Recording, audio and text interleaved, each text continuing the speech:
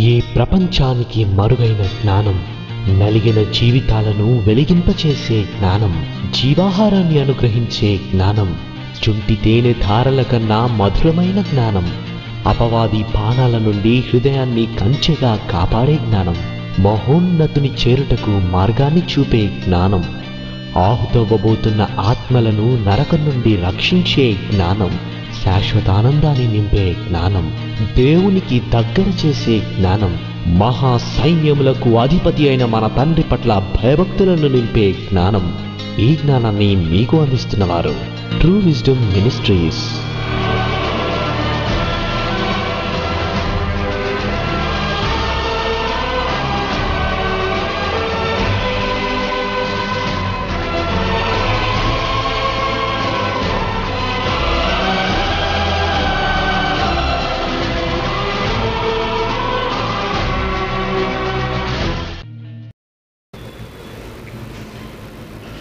మమ్మల్ని మిక్కిలిగా ప్రేమించే మా ప్రియమైన పరలోకపు తండ్రి, మమ్మల్ని ప్రేమించి మీ చిత్త ప్రకారంగా ఈ లోకంలో జన్మనిచ్చి ఈ బ్రతుకులో మీ గురించి తెలుసుకునేటువంటి ధన్యతను, భాగ్యమును మా అందరికి అనుగ్రహించినందుకు కృతజ్ఞతలు తండ్రి. మీ మాటల కొరకు ఆశతో మీ పిల్లలందరూ కలిసి ఎదురు చూస్తున్నారు. ఆన్లైన్లో కూడా ఎంతోమంది ఆసక్తితో మీ వాక్యాన్ని వింటున్నారు. వారందరి ఆసక్తిని దీవించమని, ప్రతి మాట జాగ్రత్తగా మీ పిల్లలు తమ హృదయాల్లో భద్రపరుచుకుని ఈ మాటల ప్రకారంగా వారి జీవితాలు మరింత మెరుగుపరుచుకున్నటకు సహాయం చేయమని మీ ప్రియకుమారుడు, మా అందరి ప్రభువు, ప్రియరక్షకుడైన యేసు ప్రభు వారి పవిత్రమైన నామములో ఈ ప్రార్థన సమర్పిస్తున్నాను తండ్రి. ఆమెన్. ప్రియమైన దేవుని వారలారా, మరి ఇంతకుముందే మీకు చెప్పినట్టుగా ఈరోజు బైబిల్లో ఉన్న ఒక గ్రంథాన్ని మనం ధ్యానించబోతున్నాం. సెల్ ఫోన్స్ అన్నీ కూడా ముందే స్విచ్ ఆఫ్ చేయడం కానీ, లేదంటే ఫ్లైట్ మోడ్లో ఉంచి వాక్యాన్ని జాగ్రత్తగా, అంతరాయాన్ని అవాయిడ్ చేసి మీరు వినవలసిందిగా మనం చేస్తున్నాను. ఈరోజు బైబిల్లో ఉన్న 66 పుస్తకాలలో మనం ఎన్నుకుంటున్నటువంటి గ్రంథం పాత నిబంధనలోని హగ్గయి గ్రంథం. పాత నిబంధనలోని హగ్గయి గ్రంథం. ఈరోజు మన పాఠం హగ్గయి గ్రంథపు వివరణ. మీ అందరికీ తెలిసినట్టుగా ఇప్పటికే బైబిల్లో పాత నిబంధనలో కొన్ని గ్రంథాలు, క్రొత్త నిబంధనలో కొన్ని పత్రికలు వివరించడం జరిగింది. అందులో నెహెమ్యా గ్రంథం ఉంది, యోనా గ్రంథం ఉంది, ఓబద్యా గ్రంథం ఉంది, నహూము గ్రంథం ఉంది, హబక్కూకు గ్రంథం ఉంది. క్రొత్త నిబంధనలో ఫిలిప్పీ పత్రిక ఉంది, యోహాను గారి 3వ పత్రిక ఉంది, ఇంకా రికార్డ్ కాని, అంటే రికార్డ్ అవ్వని గలతీ పత్రిక ఉంది, రికార్డ్ అవ్వని కొలసి పత్రిక ఉంది. ఈ పత్రికలన్నీ కూడా ఇప్పటికే మీ మధ్య నేను వివరించడం జరిగింది. ఈరోజు మరొక కొత్త గ్రంథాన్ని మనం మాట్లాడుకోబోతున్నాం. హగ్గయి గ్రంథం. పెన్ను కావాలా సురేష్? పెన్ను కావాలా? పెన్ను ఇవ్వండి అబ్బాయికి.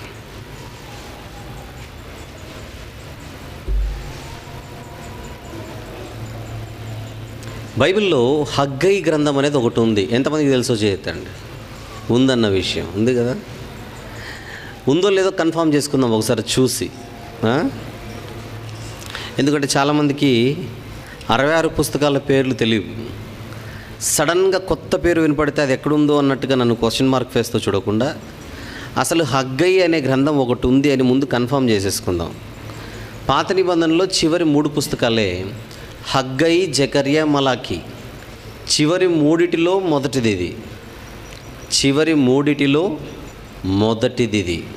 ఓకే, కనబడింది అనుకుంటాను. హగ్గయి గ్రంథం పేజీ నెంబర్ కూడా చెప్పనా? 775. అందరికి 66 పుస్తకాల పేర్లు వచ్చు కదా. ఇక్కడ వచ్చానే అనుకుంటున్నాను. అడగనులేండి, టైం లేదు. నేర్చుకోండి అందరూ. 66 పుస్తకాల పేర్లు తెలియాలి, పిల్లలకు తెలియాలి, పెద్దలకు తెలియాలి. రైట్. హగ్గై గ్రంథం అసలు ఇది ఎందుకు రాయబడింది, ఎందుకు రాయవలసి వచ్చింది, దీని పూర్వాపరాలేంటి, ఇవన్నీ కూడా మనం జాగ్రత్తగా నేర్చుకుంటేనే బైబిల్లో దేవుడు ఏ మాట ఎందుకు రాయించాడో మనకు అర్థమవుతుంది. ఒకటి మాత్రం నిజం, దేవుడు ఏ మాటను కూడా బైబిల్లో అనవసరంగా రాయించలేదు.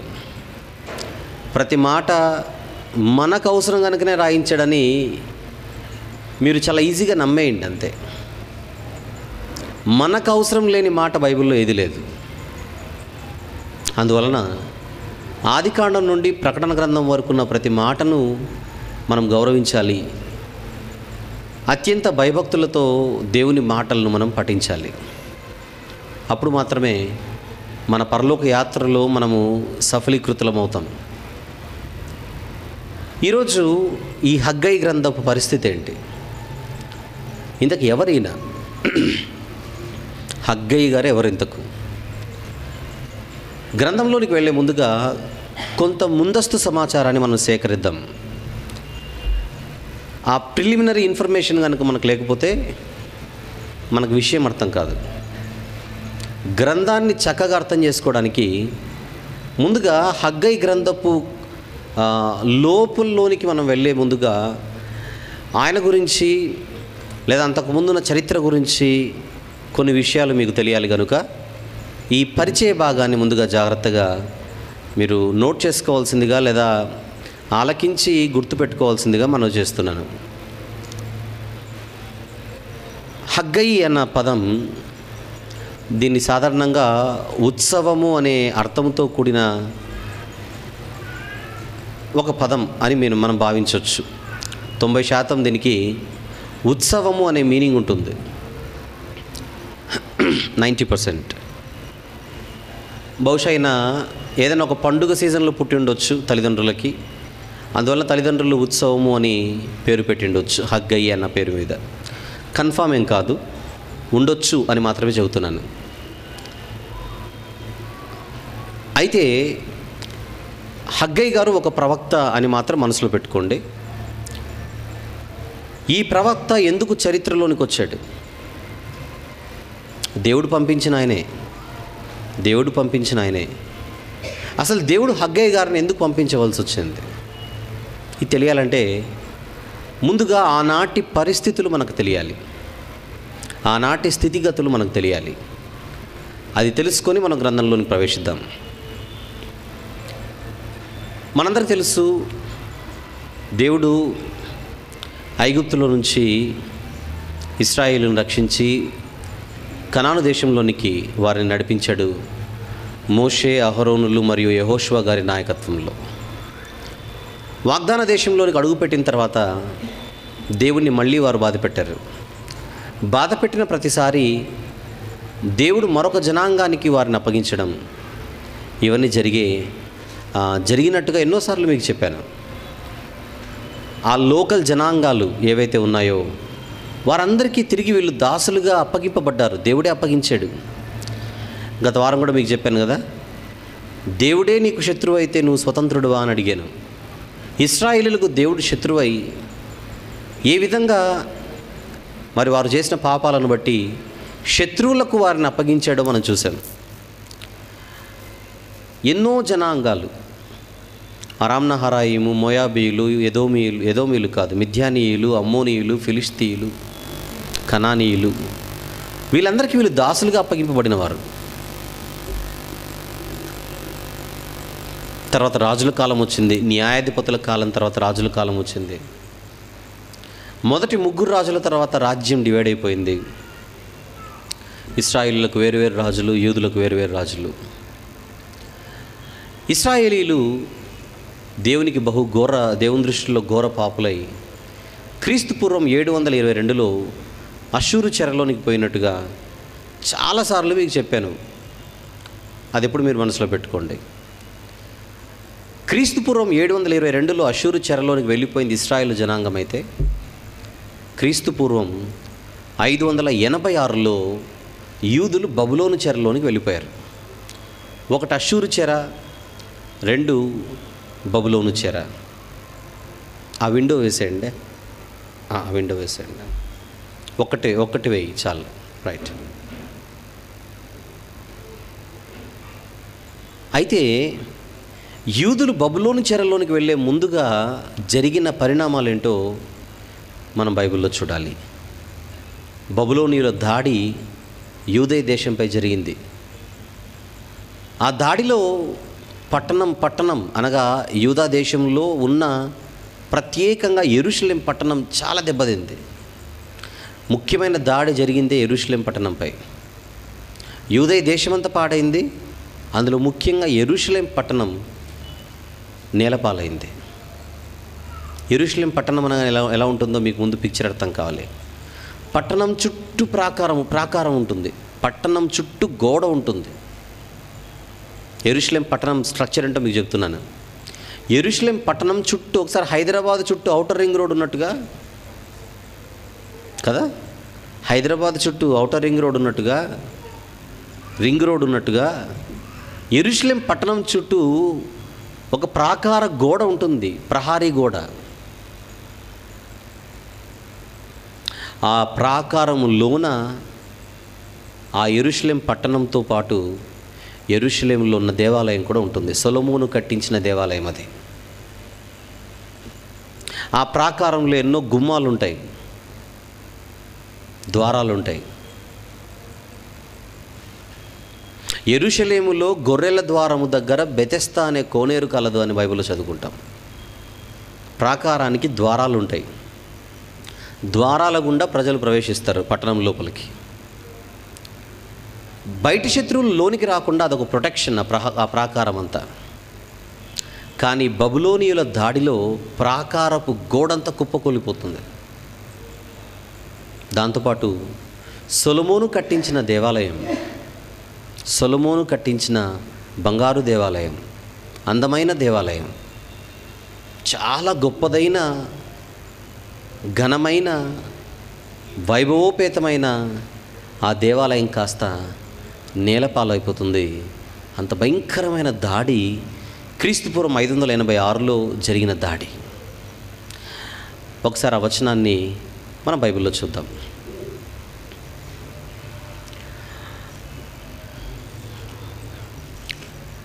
ఇర్మియా గ్రంథం ముందుగా చూసి తర్వాత లోనికి వెళ్దాం.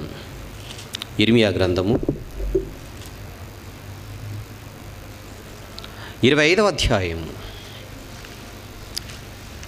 హగ్గై గ్రంథపు వివరణ ఈరోజు మన పాఠం. గ్రంథంలోనికి వెళ్ళే ముందస్తు సమాచారం కోసం ఇవన్నీ మాట్లాడుకుంటున్నాం. హగ్గై గ్రంథం 25వ అధ్యాయం 11వ వచనం మాత్రం చదువుకుందాం. 11, 12 వచనాలు మాత్రం చదువుకుందాం. ఈ దేశమంతయు పాడుగాను నిర్జనముగాను ఉండును, ఈ జనులు 70 సంవత్సరములు బబులోను రాజునకు దాసులుగా ఉందురు. 12వ వచనం. యెహోవా వాక్కిదే, 70 సంవత్సరములు గడిచిన తర్వాత వారి దోషములను బట్టి నేను బబులోను రాజును ఆ జనులను కల్దీయుల దేశమును శిక్షింతును, ఆ దేశం ఎప్పుడు పాడుగా నుండునట్టు నియమింతును. అది బబులోను గురించిన ప్రవచనం. 11 మాత్రం చాలు. ఈ దేశమంతయు అంటే యూదయ దేశం అది. ఈ దేశమంతయు పాడుగాను నిర్జనముగాను ఉండును, ఈ జనులు 70 సంవత్సరములు బబులోను రాజునకు దాసులుగా ఉందరు. మరి నెరవేరిందో లేదో చూద్దాం బైబిల్లో. దినవృత్తాంతముల 2వ గ్రంథం. ఈ నెరవేర్పు జరుగుతుందో లేదో చూద్దాం. దినవృత్తాంతముల 2వ గ్రంథం చివరి అధ్యాయమైన 36వ అధ్యాయము, చివరి అధ్యాయమైన 36వ అధ్యాయము 17వ వచనం నుంచి చదువుకుందాం. 17వ వచనము నుంచి చదువుకుందాం. ఆయన వారి మీదికి కల్దీయుల రాజును లేదా బబులోను రాజును రప్పించగా అతడు వారికి పరిశుద్ధ స్థలముగానున్న మందిరములోనే చూడండి, మందిరములోనే వారి యవ్వనులను ఖడ్గము చేత సంహరించెను. అతడు యవనుల ఎందైనను, యువతుల ఎందైనను, ముసలివారెందైనను, నెరసిన వెంట్రుకలు గల వారు ఎందైనను కనికరింపలేదు. దేవుడు వారినందరినీ అతని చేతికి అప్పగించాను. మరియు బబులోను రాజు పెద్దనేమి చిన్ననేమి దేవుని మందిరపు ఉపకరణములన్నిటినీ, యెహోవా మందిరపు నిధులలోనిదేమి, రాజు నిధులలోనిదేమి, అధిపతుల నిధులలోనిదేమి దొరికిన ద్రవ్యమంతయు బబులోనుకు తీసుకొని పోయాను. 19. అదియుగాక కల్దీయులు దేవుని మందిరమును తగులబెట్టేశారు. అది సొలొమోను గారు కట్టించిన దేవాలయం, సొలొమోను గారు కట్టించిన మందిరం, దావీదు గారి కోరిక మేరకు కట్టించిన దేవాలయం. దావీదు గారే ఈ మందిరాన్ని కడదామనుకుంటాడు, దేవుడు పర్మిషన్ ఇవ్వడు. నీ చేతులు రక్తంతో తడిచాయి గనుక నీ చేతులు నా మందిరాన్ని కట్టకూడదు, నీ కుమారుడు కడతాడని సొలొమోను గారి చేత కట్టిస్తాడు. అయినా జ్ఞాని అయిన సొలొమోను గారు అన్నమాట, ఆకాశ మహాకాశంలో పట్టజాలని దేవుడు మీరు ఇక్కడుండి నేను కట్టించిన ఈ మందిరంలో మీరు ఉండరని తెలుసు, కానీ మీ దృష్టి మీ చలన్ని చూపు మాత్రం ఈ మందిరంపై ఉంచండి అని ప్రార్థన చేస్తాడు జ్ఞానిగా. ఆ మందిరం అది. ఆ మందిరాన్ని బబులోనీయులు తగులపెట్టి యెరూషలేము ప్రాకారమును పడగొట్టారు. ఇక్కడ రెండు జరుగుతున్నాయి చూడండి. మందిరాన్ని పెడుతున్నారు, ప్రాకారాన్ని పడగొడుతున్నారు. మందిరం వేరు, ప్రాకారం వేరు. ఈ క్రీస్తు పూర్వం 586లో జరిగిన దాడిలో మందిరము తగులబెట్టబడింది, ప్రాకారము పడగొట్టబడింది. ఇంకా ఏం చేశారు? దాని యొక్క నగరులన్నిటినీ కాల్చివేసిరి, దానిలోని ప్రశస్తమైన వస్తువులన్నిటినీ బొత్తిగా పాడు చేసిరి. యూదేయ దేశం భయంకరమైన దాడికి గురైంది. అది జరిగిందే 86లో. ఏ 86? క్రీస్తు పూర్వం 586. ఖడ్గము చేత హతులు కాకుండా తప్పించుకొనిన వారిని అతడు బబులోనుకు తీసుకొని పోయాను. శేషించిన వారిని రాజ్యము పారసీకుల దగు వరకు వారక్కడనే ఉండి అతనికిని అతని కుమారులకును దాసులైరి. కింది మాట, ఇర్మియా ద్వారా పలుకబడిన యెహోవా మాట నెరవేరుటకై. ఇప్పుడు ఇర్మియా గ్రంథం 25వ అధ్యాయంలో చూశారు కదా. ఇర్మియా ద్వారా పలుకబడిన యెహోవా మాట నెరవేరుటకై విశ్రాంతి దినములను దేశం అనుభవించే వరకు ఇది సంభవించను. దేశము పాడుగానున్న 70 సంవత్సరముల కాలము అది విశ్రాంతి దినములను అనుభవించెను. అంటే ఏ పని జరగలేదు. ఆ దేశము, ఆ పట్టణం అంతా నిర్జనంగా మారిపోయింది. రైట్. దానికి కారణం ఏంటో మీకు తెలుసు కదా. వాళ్ళు చేసిన పాపాలే.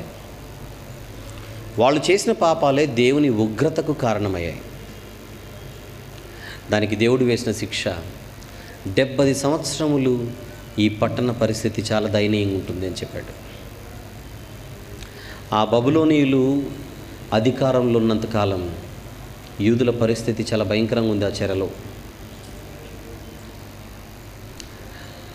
తర్వాత నెబుకద్నెజరు మరణం, అతని కుమారుల మరణం, ఆ తర్వాత మాదీయుల ప్రవేశం చరిత్రలో. మాదీయులు అండ్ పారసీకులు. తర్వాత మాదీయులు తగ్గిపోతారు, పారసీకులు బలం పుంజుకుంటారు. ఆ పారసీకుల మొదటి రాజే అంటే శక్తివంతమైన రాజు. పారసీకుల వాళ్ళకెంతో చరిత్ర ఉన్నప్పటికీ పయోనీర్గా లేదా మొదటివాడుగా పేరుగాంచినవాడు. అంతకుముందు చిన్న చిన్న వాళ్ళు ఉన్నప్పటికీ సూపర్ పవర్లోనికి వచ్చినవాడే సైరస్ ద గ్రేట్. ఇంగ్లీష్లో, తెలుగులో కోరెషు. ఈ కోరెషు గురించి ప్రత్యేకంగా ఈరోజు మనం కొద్ది విషయాలు మాట్లాడుకోవాలి. యూదుల భవిష్యత్తు దేవుడు ముందే చెప్పాడు. బాగా ప్రతి మాట వినండి. యూదుల భవిష్యత్తు ఎలాగుంటుందో దేవుడు ముందే తన ప్రవక్తల ద్వారా తెలియజేశాడు. అప్పటికి యూదులు బబులోను చెరలోనికే వెళ్ళి ఉండరు. ఒక ప్రవక్త ఏం చెబుతున్నాడో మీకు చెబుతున్నాను. ఇప్పుడు మీరు దినవృత్తాంతములో బబులోనీల దాడి జరిగిందని చదివారు కదా. అది జరగడం కంటే ముందే, ఈ బబులోను దాడి కంటే ముందే ఒక ప్రవక్త యూదులు బబులోను చెరలోనికి వెళ్ళిపోతారని ముందే చెప్పాడు. చెప్పడం మాత్రమే కాకుండా చెరలోనికి వెళ్ళిపోయిన వారిని విడిపించడానికి దేవుడు ఒక ఆయనను పుట్టిస్తాడు అని ఆ ప్రవక్త పుట్టించబోయే వ్యక్తిని కూడా ముందే చెప్పాడు. ఎవరైతే పుట్టబోతున్నాడో, చెరలోనికి యూదులు బబులోను చెరలోనికి వెళితే వారిని విడిపించడానికి దేవుడు ఒక వ్యక్తిని పుట్టిస్తాడు అని చెప్పి పుట్టబోయే ఆ వ్యక్తి పేరు కూడా ప్రవక్త ముందే చెప్పాడు. ఆ పేరే కోరెషు. ఆ పేరే కోరెషు. ఇది ఎంత ఆశ్చర్యం అంటే, యూదుల భవిష్యత్తు చెప్పాడు ప్రవక్త, బబులోనీయుల భవిష్యత్తు చెప్పాడు ప్రవక్త, తర్వాత వీరిని ఆ చెరలో నుంచి విడిపించడానికి పుట్టబోయే ఒక రక్షకుని పేరు కూడా పుట్టకముందే పేరు కూడా ముందే చెప్పేశాడు ఈ ప్రవక్త. ఆ ప్రవక్తనే ప్రవక్త అయిన యెషయా గారు. చూద్దాం, వచనం చూద్దాం బైబిల్లో. యెషయా గ్రంథము 44వ అధ్యాయము. ముందుగా యెషయా గ్రంథము 44వ అధ్యాయం 26వ వచనం నుంచి చివరి వరకు ముందుగా చదువుకుందాం. అంటే 28వ వచనం వరకు. యెషయా గ్రంథం 44, 26వ వచనం నుంచి చదువుకుందాం. నేనే నా సేవకుని మాట రూఢిపరచువాడను, నా దూతల ఆలోచన నెరవేర్చువాడను. కింద ఇప్పుడు దేవుడు మాట్లాడుతున్నాడు. యెరూషలేము నివాస స్థలం అగుననియు, యూదా నగరులను గూర్చి అవి కట్టబడుననియు నేను ఆజ్ఞ ఇచ్చియున్నాను, దాని పాడైన స్థలములను బాగు చేయువాడ నేనే. ఈ మాట మీకు సరిగా అర్థం కాదు హిస్టరీ తెలియకపోతే. ఈ మాట యెషయా గారు ఎప్పుడు చెప్తున్నాడంటే దేవుని మాటగా. యెరూషలేము ఇంకా పడిపోకముందే, యూదా నగరులు ఇంకా దాడికి గురి అవ్వకముందే. అర్థమవుతుందా పాయింట్ మీకు? దినవృత్తాంతముల గ్రంథంలో ఇప్పుడు దాడికి గురైంది కదా యూదా దేశం.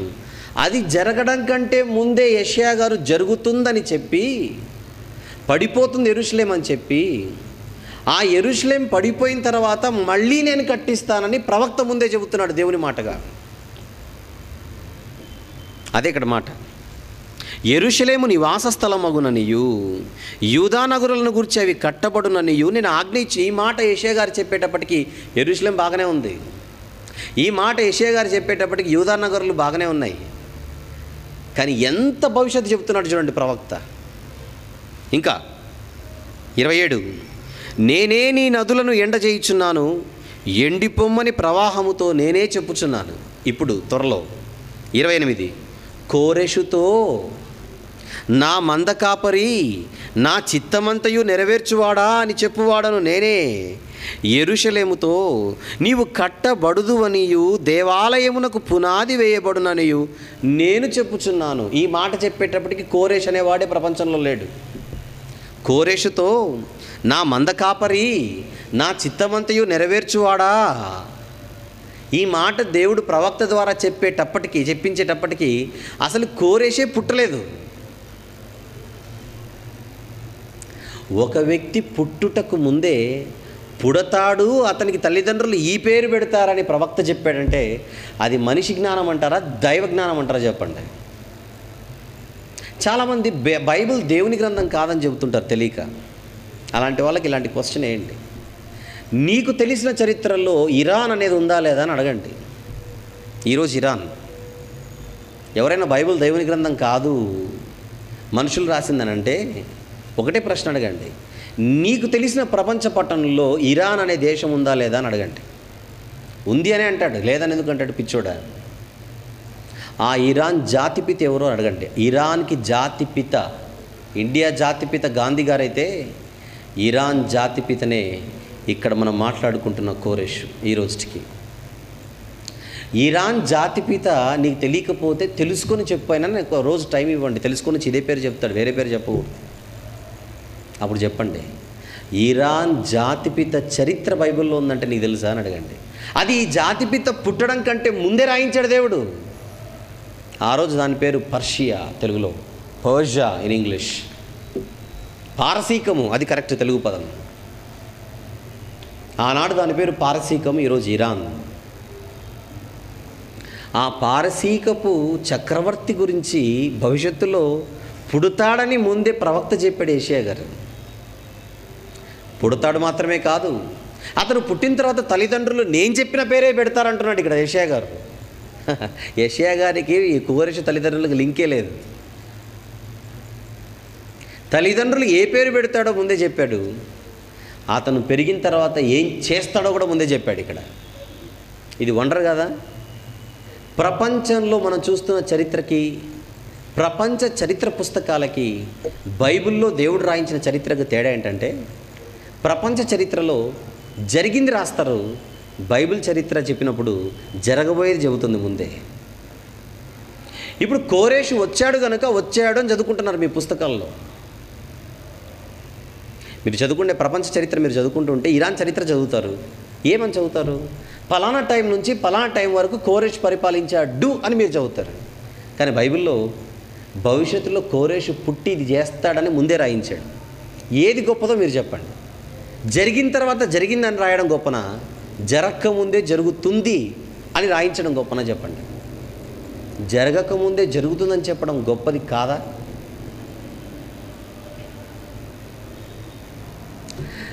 కోరేషు నా మంద కాపరి, 8వ వచనం, నా చిత్తమంతయు నెరవేర్చువాడా. ఇంతకీ ఏంటి ఆయన చిత్త? దేవుని చిత్తాన్ని ఈ అన్యుడు నెరవేరుస్తాడా? కోరేష్ అంటే ఇశ్రాయేలుడు కాదే, ఒక అన్యుడిని ఎన్నుకుంటున్నాడు దేవుడు తన పని కోసం. ఇంకా కిందికి వెళ్తాం. 45వ అధ్యాయం, అదే ఇప్పుడు మీరు వాక్యపటంలో చదువుకున్నది. 45వ అధ్యాయం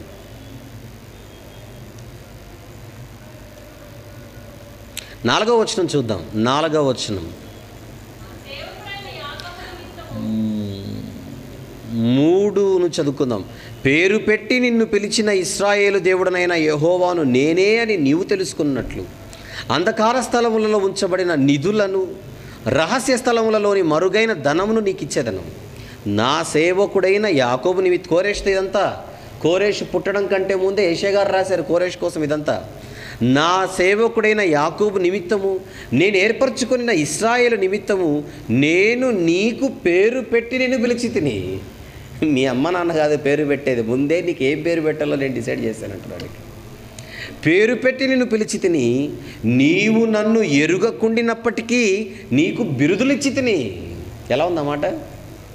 నేనెవరో నీకు తెలియదు కానీ నిన్ను మాత్రం ఆల్రెడీ ఎన్నుకుంటున్నాను ఇక్కడ అంటున్నాడు. 13వ వచనం, అదే అధ్యాయం 13వ వచనం, నీతిని బట్టి కోరేషును రేపితిని,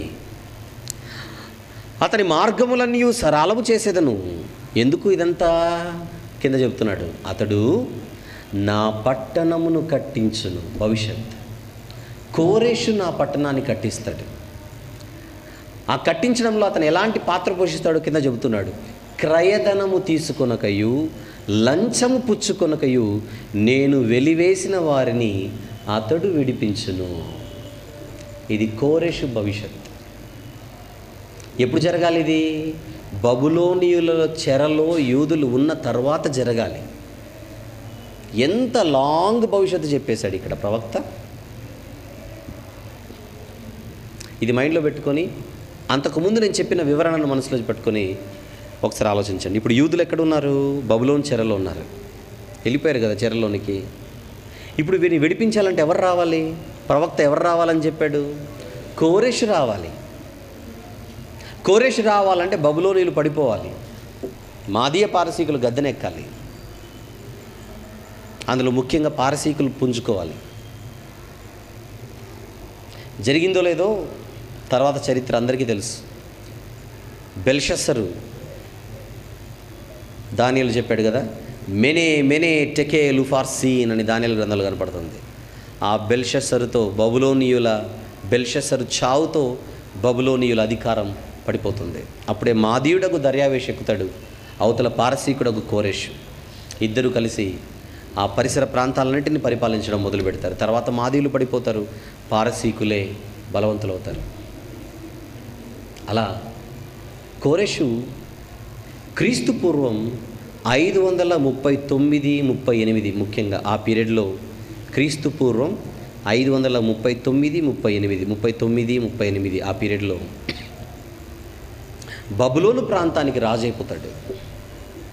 అంతకుముందే వేరే ప్రాంతాల్లో రాజుగా ఉన్న ఆయన బబులోను చెరలో ఉన్న యూదుల మీద కూడా చక్రవర్తిగా ఆయన గద్దెనెక్కేస్తాడు, లేదా రాజుగా. క్రీస్తుపూర్వం 539 నుంచి 38. ఆ ప్రాంతంలో. ఆయన రాగానే ఏం చేశాడో మళ్ళీ దినవృత్తాంతముల గ్రంథానికి వెళ్దాం. ఆయన రాగానే ఏం చేశాడో దినవృత్తాంతముల గ్రంథానికి వెళ్దాం. దినవృత్తాంతముల 2వ గ్రంథం. మర్చిపోకండి, ఈరోజు మన పాఠం హగ్గయి గ్రంథపు వివరణ. హగ్గయి గ్రంథంలోకి వెళ్ళే ముందుగా హిస్టరీ ఇంత ఉందంటున్నాను. ఇదేం అర్థం కాకపోతే హగ్గయి గారు ఏం అర్థం కాదు మనకు. దినవృత్తాంతముల 2వ గ్రంథం 21వ వచనం. ముందుగా, ఇర్మియా ద్వారా పలుకబడిన యెహోవా మాట నెరవేరుటకై విశ్రాంతి దినములను దేశం అనుభవించే వరకు ఇది సంభవించను. దేశం పాడుగా ఉన్న 70 సంవత్సరముల కాలం అది విశ్రాంతి దినములను అనుభవించెను. తర్వాత ఏం జరిగిందో చూద్దాం. 22, పారసీక దేశపు రాజైన కోరెషు ఏలుబడి యందు మొదటి సంవత్సరమున ఇర్మియా ద్వారా పలుకబడిన తన వాక్యమును నెరవేర్చుటకై యెహోవా పారసీక దేశపు రాజైన కోరెషు మనసును ప్రేరేపింపగా అతడు తన రాజ్యమంతటను చాటించి వ్రాత మూలముగా ఇట్లు ప్రకటన చేయించెను. ఏం ప్రకటన చేస్తున్నాడు కోరెషు చూద్దాం. పారసీక దేశపు రాజైన కోరెషు ఆజ్ఞాపించినదేమనగా, ఆకాశమందలి దేవుడైన యెహోవా లోకమందున్న సకల జనములను నావశము చేసి యూదాదేశమందున్న యెరూషలేములో తనకు మందిరమును కట్టించుమని నాకు ఆజ్ఞ ఇచ్చి ఉన్నాడు. కావున మీలో ఎవరు ఆయన జనులై ఉన్నారో వారు బయలుదేరవచ్చును. వారి దేవుడైన యెహోవా వారికి తోడుగా ఉండునుగాక. కోరెషు అనుమతి, కోరెషు సహకారం, కోరెషు యూదులను విడుదల కలుగజేస్తున్నాడు. యూదులకు చెరలో ఉన్న వారికి విడుదల కలుగజేస్తున్నాడు కోరెషు. ఎప్పుడైతే కోరెషు క్రీస్తుపూర్వం 538లో జరిగింది ఈ ప్రకటన. ఈ కోరెషు చేసిన ప్రకటన ఎప్పుడు జరిగింది చెప్పండి? క్రీస్తుపూర్వం 538. ఆ ప్రకటన జరిగిన తర్వాత, ప్రకటన ఎందుకు? యూదులు ఎవరైతే ఉన్నారో, ఆకాశమందు ఆసీనుడై ఉన్న దేవుడైన యెహోవా పిల్లలు ఎవరైతే ఉన్నారో, ఇక్కడ ఆయన దేవుడిగా కలిగిన పిల్లలు ఎవరైతే ఉన్నారో, మీరందరూ వెళ్ళి మీ యెరూషలేములో మందిరాన్ని కట్టండి, నాకు చెప్పాడు కట్టించమని అని ఎవరు పిటిషన్ పెట్టకుండానే కోరెషు వీరికి రిలీజింగ్ ఆర్డర్ ఇచ్చేశాడు. అప్పుడు యూదులు యెరూషలేముకి బయలుదేరడం ప్రారంభించారు. అయితే యూదులకు విడుదల కలిగిన తర్వాత అందరూ ఒకేసారి రాకుండా 3 కాలాలలో, 3 వేరువేరు సంవత్సరాలలో లేదా 3 వేరువేరు సమయాలలో 3 గ్రూపులుగా యెరూషలేముకు రావడం వాళ్ళు ప్రారంభించారు. మొదటి గ్రూప్ బయలుదేరింది ముందు, తర్వాత కొద్ది కాలానికి 2వ గ్రూప్ బయలుదేరింది, తర్వాత కొద్ది కాలానికి 3వ గ్రూప్ బయలుదేరింది. కోరెషు ఎప్పుడైతే ప్రకటన చేశాడో అప్పుడు ముందుగా బయలుదేరింది మొదటి గ్రూప్. 2వ గ్రూప్ 3వ గ్రూప్ బయలుదేరలేదు. అప్పుడు ఓన్లీ మొదటి గ్రూప్ మాత్రమే. ఆ మొదటి గ్రూప్కి నాయకత్వం వహించిందే జెరుబ్బాబెలు అనే ఒక వ్యక్తి. చెప్పండి ఎవరు? జెరుబ్బాబెలు. ఈ పదం గుర్తుపెట్టుకోండి. యెరూషలేంకి లేదా యూదయకి జెరుబ్బాబెలే నాయకత్వం వహించి వారిని నడిపిస్తాడు. కోరెషు చేత పంపబడి ఈ జెరుబ్బాబెలు అధ్యక్షతన యూదులు మొదటి దఫాగా, మొదటి గ్రూపుగా యెరూషలేంకి వచ్చేస్తారు. టైం పడుతుంది, వారు అక్కడి నుంచి ఇక్కడికి రావడానికి టైం పడుతుంది. రాగానే రాళ్ళు ఎత్తుకొని మందిరం కట్టరుగా, ఫస్ట్ సెట్ అవ్వాలి. అక్కడ చాలా కాలం తర్వాత వస్తున్నారు కదా. ఎందుకంటే వీరులు ఎవరు ఉంటారంటే, చెరలోనికి వెళ్ళేటప్పుడు ఉన్నోళ్ళు పాతోళ్ళు ఉంటారు, చెరలోకి వెళ్ళిన తర్వాత పుట్టి పెరిగిన వాళ్ళు కూడా ఉంటారు. వాళ్ళు వీళ్ళు మిక్స్ అయ్యి వస్తారు ఇక్కడికి. అంతకుముందు చరిత్రను చూసిన వాళ్ళు అందులో వృద్ధులుగా ఉన్నారు, మధ్యలో పుట్టి యవనస్తులుగా పెరిగిన వాళ్ళు ఉన్నారు. వాళ్ళందరూ కలిసి వచ్చారు మొదటి దఫాగా.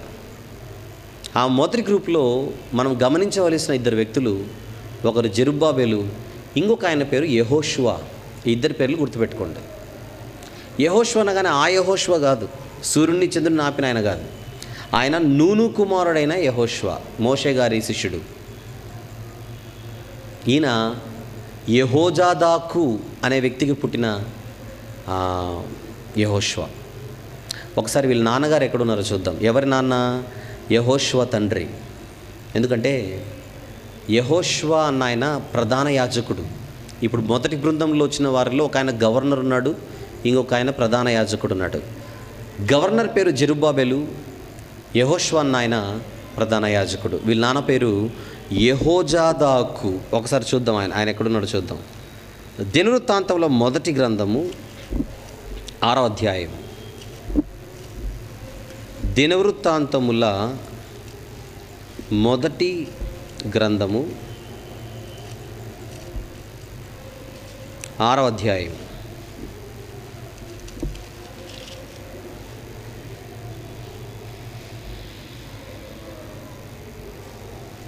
అలా తీసుంచండి.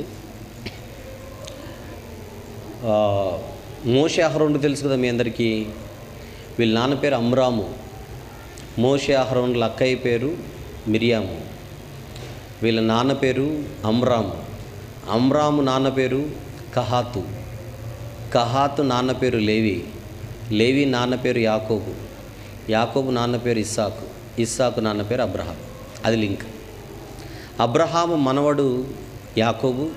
యాకోబు కుమారులో ఒక ఆయన లేవి. లేవి కుమారుడు కహాతు. కహాతు కుమారుడు అమ్రాము. అమ్రాము కుమారులలో ఇద్దరు మోషే అహరోనులు. అహరోను వంశములో ఎలియాజరు అని ఒక ఆయన కుమారుడు ఉన్నాడు, అహరోను కుమారుడిగా.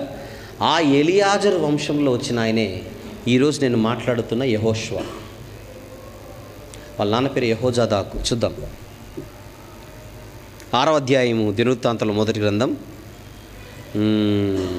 14-15 వచనములు. అజర్యా షెరయాను కనెను, షెరయ యెహోజాదాకును కనెను. ఈ పదం మనకు హగ్గై గ్రంథంలో కనపడుతుంది. అందుకే హగ్గై గ్రంథంలో కనబడబోయే పేరుని ఇక్కడ చూపిస్తున్నాను ముందుగా. ఎవరు? అజర్యా షెరయాను కనెను, షెరాయ యెహోజాదాకును కనెను. యెహోవా నెబుకద్నెజరు ద్వారా యూదా వారిని యెరూషలేం వారిని చెర తీసుకొని పోయినప్పుడు ఈ యెహోజాదాకు చెరలోనికి పోయెను. ఈయన లేవి వంశస్థుడు, అహరోను వంశస్థుడు. ఈయన అహరోను వంశస్థుడు. అహరోను వంశస్థులే కదా యాజకులుగా ఉండేది. అహరోను యాజకుడే కదా, రైట్. అహరోను క్రమములో అహరోను వంశంలో వచ్చినవాడు యెహోజాదాకు. ఆయన కుమారుడే యెహోషువ. ఈ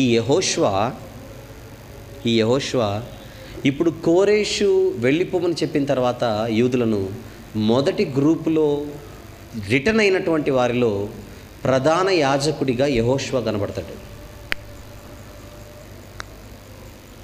ఎవరెవరిని మనసులో పెట్టుకోమన్నాను? ఒకరు జెరుబ్బాబెలు, 2 ఇప్పుడు నేను దినవృత్తాంతంలో చూపించిన యెహోజాదాకు కుమారుడైన యెహోషువ. వీళ్ళిద్దరూ ముందుండి యూదులు నడిపిస్తాడు. మొదటి బృందాన్ని 3 బృందాలుగా అని చెప్పాను. ఎందుకు వచ్చారు చెప్పండి? బై ద వే, కోరేష్ ఎందుకు వెళ్ళమని చెప్పాడు? కోరేషు యూదులను యెరూషలేముకి ఎందుకు వెళ్ళమని చెప్పాడో ఇప్పుడు నేను చెప్పాను కదా, అంతా చెప్పండి.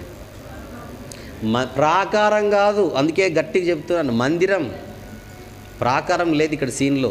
కోరేషు వెళ్ళమని చెప్పిందే మందిరం వేరు, ప్రాకారం వేరు.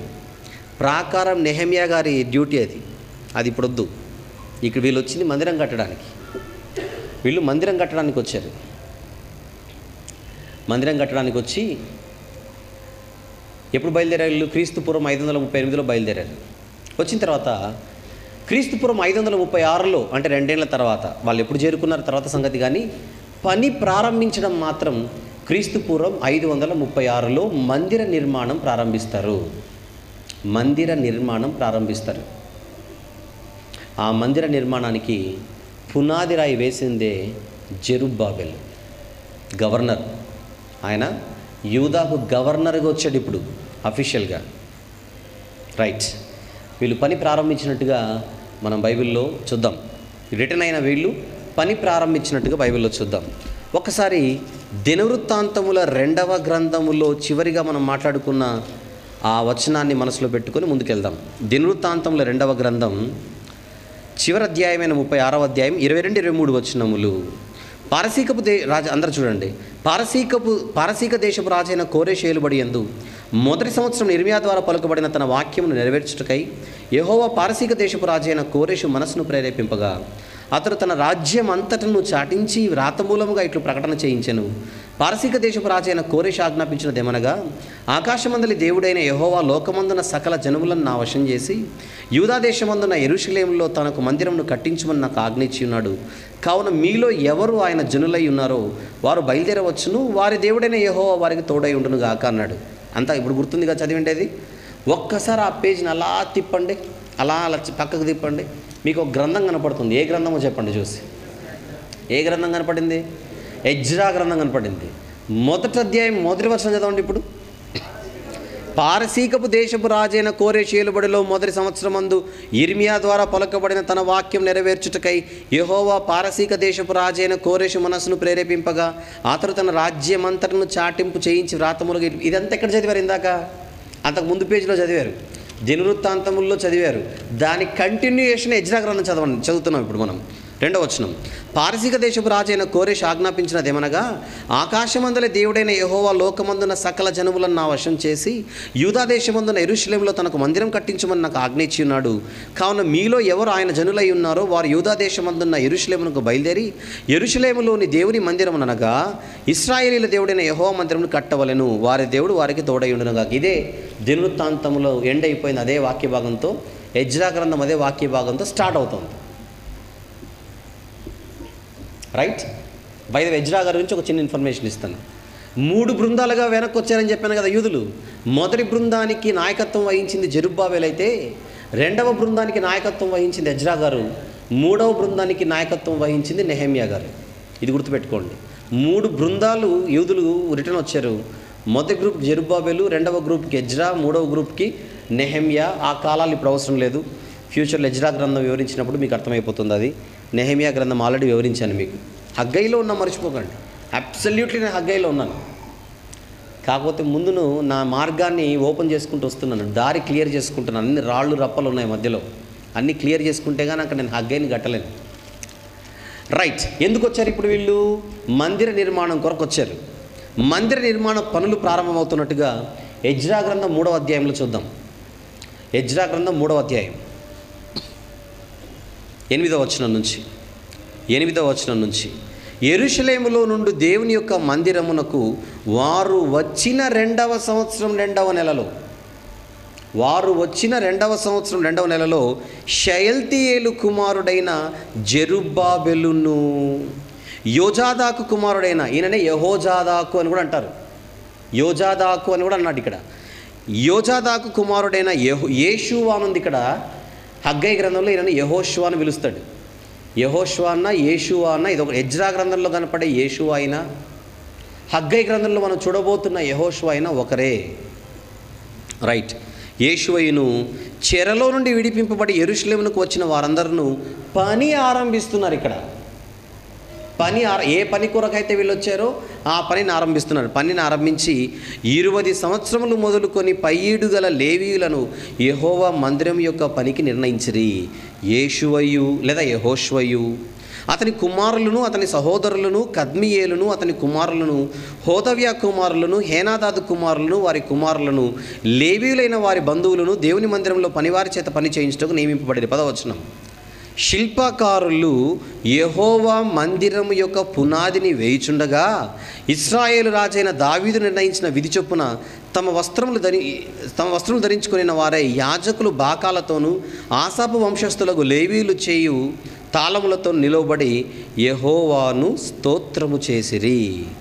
వీరు వంతుల చొప్పున కూడి యెహోవా దయాళుడు, ఇశ్రాయేలు విషయమే ఆయన కృప నిరంతరం నిలిచినని పాడుచు యెహోవాను స్తుతించిరి. మరియు యెహోవా మందిరము యొక్క పునాది వేయబడుట చూచి జనులందరూ గొప్ప శబ్దముతో యెహోవాకు స్తోత్రము చేసిరి. అంటే దేనికోసమైతే వచ్చారో ఆ పని వీళ్ళు ప్రారంభించారు. ఇది మైండ్లో ఉంచండి. పని ప్రారంభమైంది. పునాది రాయి వేశారు. ఇది పునాది రాయి వేశారు.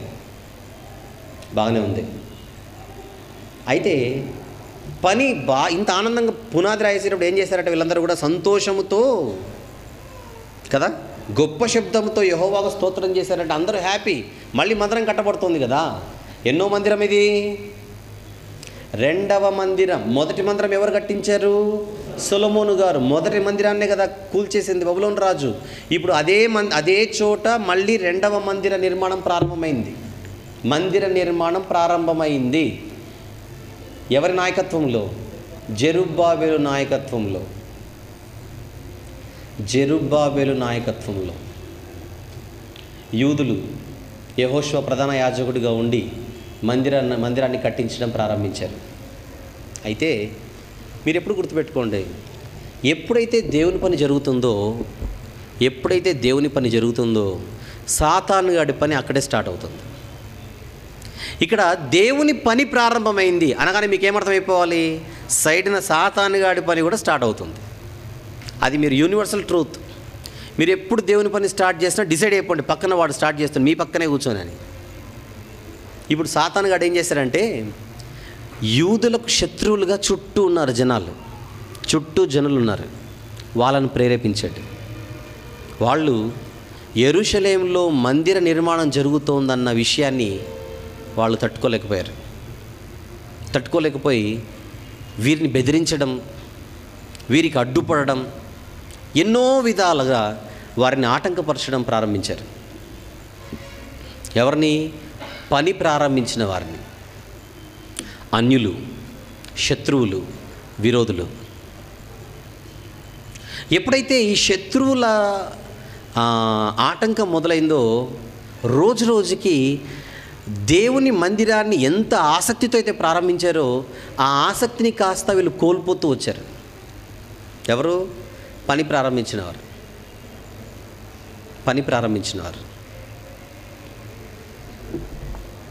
పైపెచ్చు వీళ్ళు మధ్యలో లెటర్లు రాస్తున్నారు పైనోళ్ళకి. ఎవరికి? పైనున్న రాజులకు. కోరేషు తర్వాత కోరేషు కుమారులు గద్దెనెక్కుతారు. ఆ తర్వాత చాలా మార్పులు జరుగుతాయి. అదంతా కూడా ఈ శత్రువులు క్యాష్ చేసుకోవడం మొదలుపెట్టారు. ఎలాగో ఒకలా పని అయితే కొనసాగిస్తున్నారు, కానీ పని మాత్రం రోజు రోజుకి తగ్గిపోతూ వచ్చేసింది. ఈ లోపల వీళ్ళు ఏం చేశారంటే, ఎవరు? శత్రువులు. కోరేషు తర్వాత ఒకడు రాజు అవుతాడు పారసీకానికి.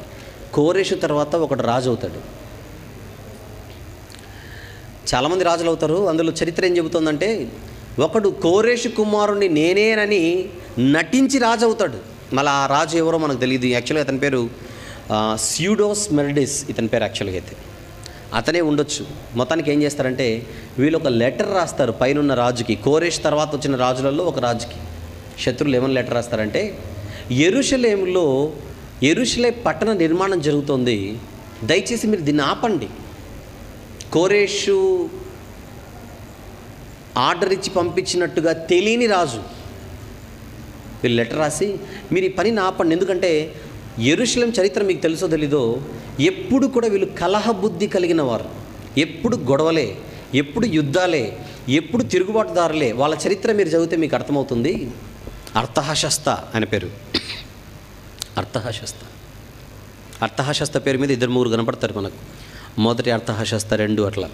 ఒక అర్తహషస్తకు వీళ్ళు లెటర్ రాసి శత్రువులు, ఈ పనిని మీరు ఆపకపోతే ఏం జరుగుతుందో మీకు తెలీదు. వాళ్ళు మీ పైన కూడా తిరగబడి మీకు రావాల్సిన పన్నుని, ట్యాక్స్ని కట్టకుండా వీళ్ళు మానేస్తారు. అప్పుడు వాళ్ళు ఇండిపెండెంట్ నేషన్గా మళ్ళీ తయారైపోతారు.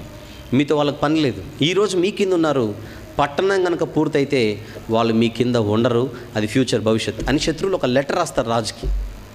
అవసరమైతే వీళ్ళ హిస్టరీ మీరు ఒకసారి తెప్పించుకొని చదువుకోండి అని చెప్పినప్పుడు ఆ రాజు ఈ లెటర్ని తీసుకొని ఒక్కసారి యెరూషలేము చరిత్ర అంతా చదివి రిప్లై ఇస్తాడు ఎనిమీస్కి, శత్రువులకు లెటర్ రిప్లై ఇస్తాడు. ఏమని? మీరు అన్నది కరెక్టే, నిజంగానే వీళ్ళ చరిత్ర చదివితే ఎప్పుడు కలహాలు, ఎప్పుడు గొడవలు, ఎప్పుడు యుద్ధాలే. అందువల్ల వీళ్ళు మందిరాన్ని కానీ అక్కడున్న పట్టణాన్ని కానీ పూర్తి చేస్తే మాకు నష్టం కలుగుతుందో తెలుసు కనుక వెంటనే లెటర్ చూపించి ఆ పనిని ఆపేయమని చెప్పండి అని ఆర్డర్స్ వస్తాయి పైనుంచి. ఓవరాల్గా పిక్చర్ ఏంటంటే, దేవుని పని ప్రారంభించగానే శత్రువుల దాడి మళ్ళీ మొదలైంది. శత్రువుల బయటవారి ఆటంకం, ఎన్ని కోణాల్లో వీరిని ఆటంకపరచాలని ప్రయత్నం చేస్తున్నారు. చివరికి ఏం జరిగిందో అదే ఎజ్రా గ్రంథంలో చూద్దాం. ఎజ్రా గ్రంథం 4వ అధ్యాయం 23-24 వచనములు చూద్దాం. 23-24.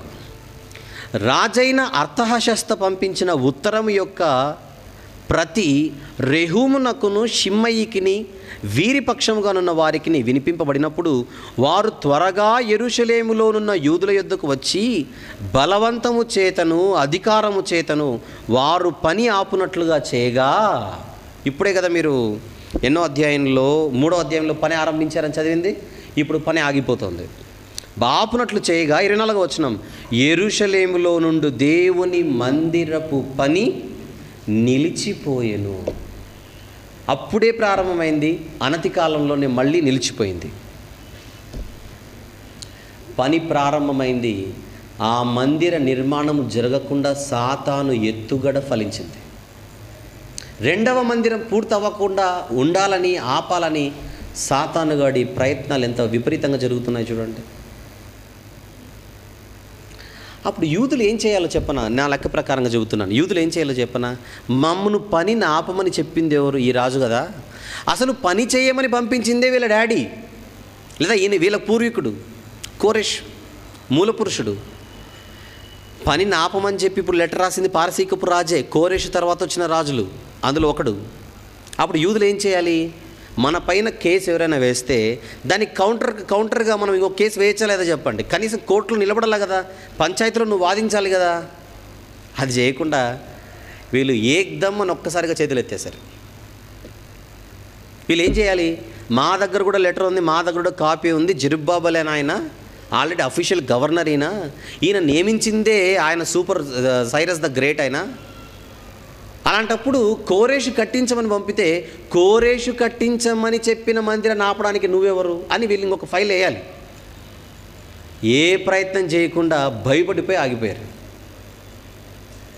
వీళ్ళు బయలుదేరింది ఎప్పుడు? క్రీస్తుపురం 538లో, ప్రారంభించింది సుమారు క్రీస్తుపురం 536లో అనుకోండి. కొద్ది కాలానికే పని ఆగిపోయింది. ఎంతకాలం వరకు ఆగిపోయిందో చెప్పనా? క్రీస్తు పూర్వం 520 వరకు, 520 వరకు. 38, 36 ఎక్కడ, 20 ఎక్కడ, అంటే సుమారు 14 సంవత్సరాల పాటు, 14 నుంచి 16 సంవత్సరాల పాటు మందిరాన్ని ఎవ్వరూ టచ్ చేయలేదు. ఆగిపోయిన మందిరాన్ని కట్టించాలన్న ప్రయత్నం ఇంకెవరు చేయడం లేదు. వీళ్ళు ఏమనుకున్నారంటే ఆపేమన్నారు కనుక ఆపేద్దామంతే. జనరల్గా ప్రశ్న వేద్దాం, దేవుని మందిరాన్ని ఆపమన్నారు కనుక నువ్వు సైలెంట్ అయిపోయావు, కానీ ఒకవేళ నీ ఇంటిని ఎవడైనా ఆపమని అంటే నువ్వు కట్టుకునేటప్పుడు ఫైట్ చేస్తావో చేయవా? జనరల్గా ఆలోచించండి. అది దేవుని ఇల్లు కదా, నీ ఇల్లు కాదు కదా. మీరు కట్టుకుంటున్న మీ ఇంటిని ఆపమని ఎవరైనా చెబితే మీరు కోర్టులో ఫైట్ చేస్తారా చేయరా? న్యాయం మీ పక్షాన ఉన్నప్పుడు, న్యాయం మీ పక్షాన ఉన్నప్పుడు కనీసం ఫైట్ అయినా చేస్తారు మీరు కోర్టుకెక్కి. ఇశ్రాయేల్ ఏం చేశారు చెప్పిన? వీళ్ళు యూదులు సైలెంట్ అయిపోయారు. అలాగని సైలెంట్ అయిపోయారంటే ఏం చేయలేదు అనుకోకండి. వీళ్ళు ఏం చేస్తున్నారు చెప్పిన? వాళ్ళ ఇల్లు కట్టుకోవడం మొదలుపెట్టారు. అది అక్కడ జరిగింది. వీళ్ళు ఆపింది దేన్ని? మందిరాన్ని. టైం దొరికింది. ఇప్పుడేం చేశారు? వాళ్ళ ఇల్లులు మాత్రం మంచి మంచి చెక్కలతో, మంచి వుడెన్ ఫ్రేమ్తో వాళ్ళ ఇల్లు కట్టుకొని ఎంజాయ్ చేస్తున్నారు. ఇదంతా ఎవరు చూస్తున్నారు? ఆకాశమందు ఆసీనుడై ఉన్న దేవుడు చూస్తున్నాడు. ఆయనకు ఒకటే ప్రశ్న, వీళ్ళని నేను విడిపించిందే నా మందిరం కట్టడానికి, అంతేనా కాదా? కోరేషుడు పుట్టించిందే వీళ్ళని విడిపించడానికి, వీళ్ళని విడిపించిందే నా మందిరం కట్టడానికి. వచ్చిన వాళ్ళు మాత్రం ఏం చేస్తున్నారు చెప్పండి? వచ్చిన పనిని పక్కన పెట్టి సంబంధం లేని పనులు దిగిపోయారు. దేవుని మందిరాన్ని కట్టడం సత్క్రియ, వారి ఇండ్లను కట్టుకోవడం సొంత క్రియ. దేన్ని పక్కన పెట్టి దేంట్లో బిజీ అయిపోయినారు చెప్పండి? సత్క్రియను పక్కన పెట్టారు, సొంత క్రియలో నిమగ్నమైపోయారు. క్రీస్తు పూర్వం 520 వరకు, 36, 34లో సైలెంట్ అయిపోయింది, ఆగిపోయింది. 14, 16 సంవత్సరాల పాటు మందిరం అలాగనే ఉండిపోయింది. పేరుకు మాత్రం పునాది రాయేసి కూర్చున్నారు అంతే. అప్పుడు దేవుడు క్రీస్తు పూర్వం 20లో వారి మధ్య వారిని హెచ్చరించడానికి, వారు చేస్తున్న తప్పును చూపించడానికి ఒక ప్రవక్తను పంపించాడు. ఆ ప్రవక్తే మన హగ్గయి గారు. అర్థమైంది ఇప్పుడు మ్యాటర్? ఇప్పుడు వచ్చాం హగ్గయ్య దగ్గర. ఇప్పుడే హగ్గయ్య గారు వస్తున్నారు, అందరు రెడీగా ఉండండి. ఆయనతో పాటు ఆయన వృద్ధుడు, హగ్గయ్య గారు కొంచెం పెద్ద ఆయన.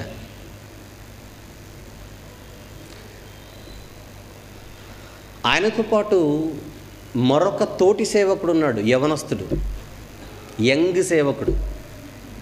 హగ్గయ్య గారు కొంచెం పెద్ద సేవకుడు, అంటే ఏజ్లో. ఆయనకు యవనస్తుడు ఒక తోటి సేవకుడు. ఆయన పేరే జకర్యా గారు. బైబిల్లో జకర్యా గ్రంథం అయిందే. వీళ్ళిద్దరి కాంబినేషన్.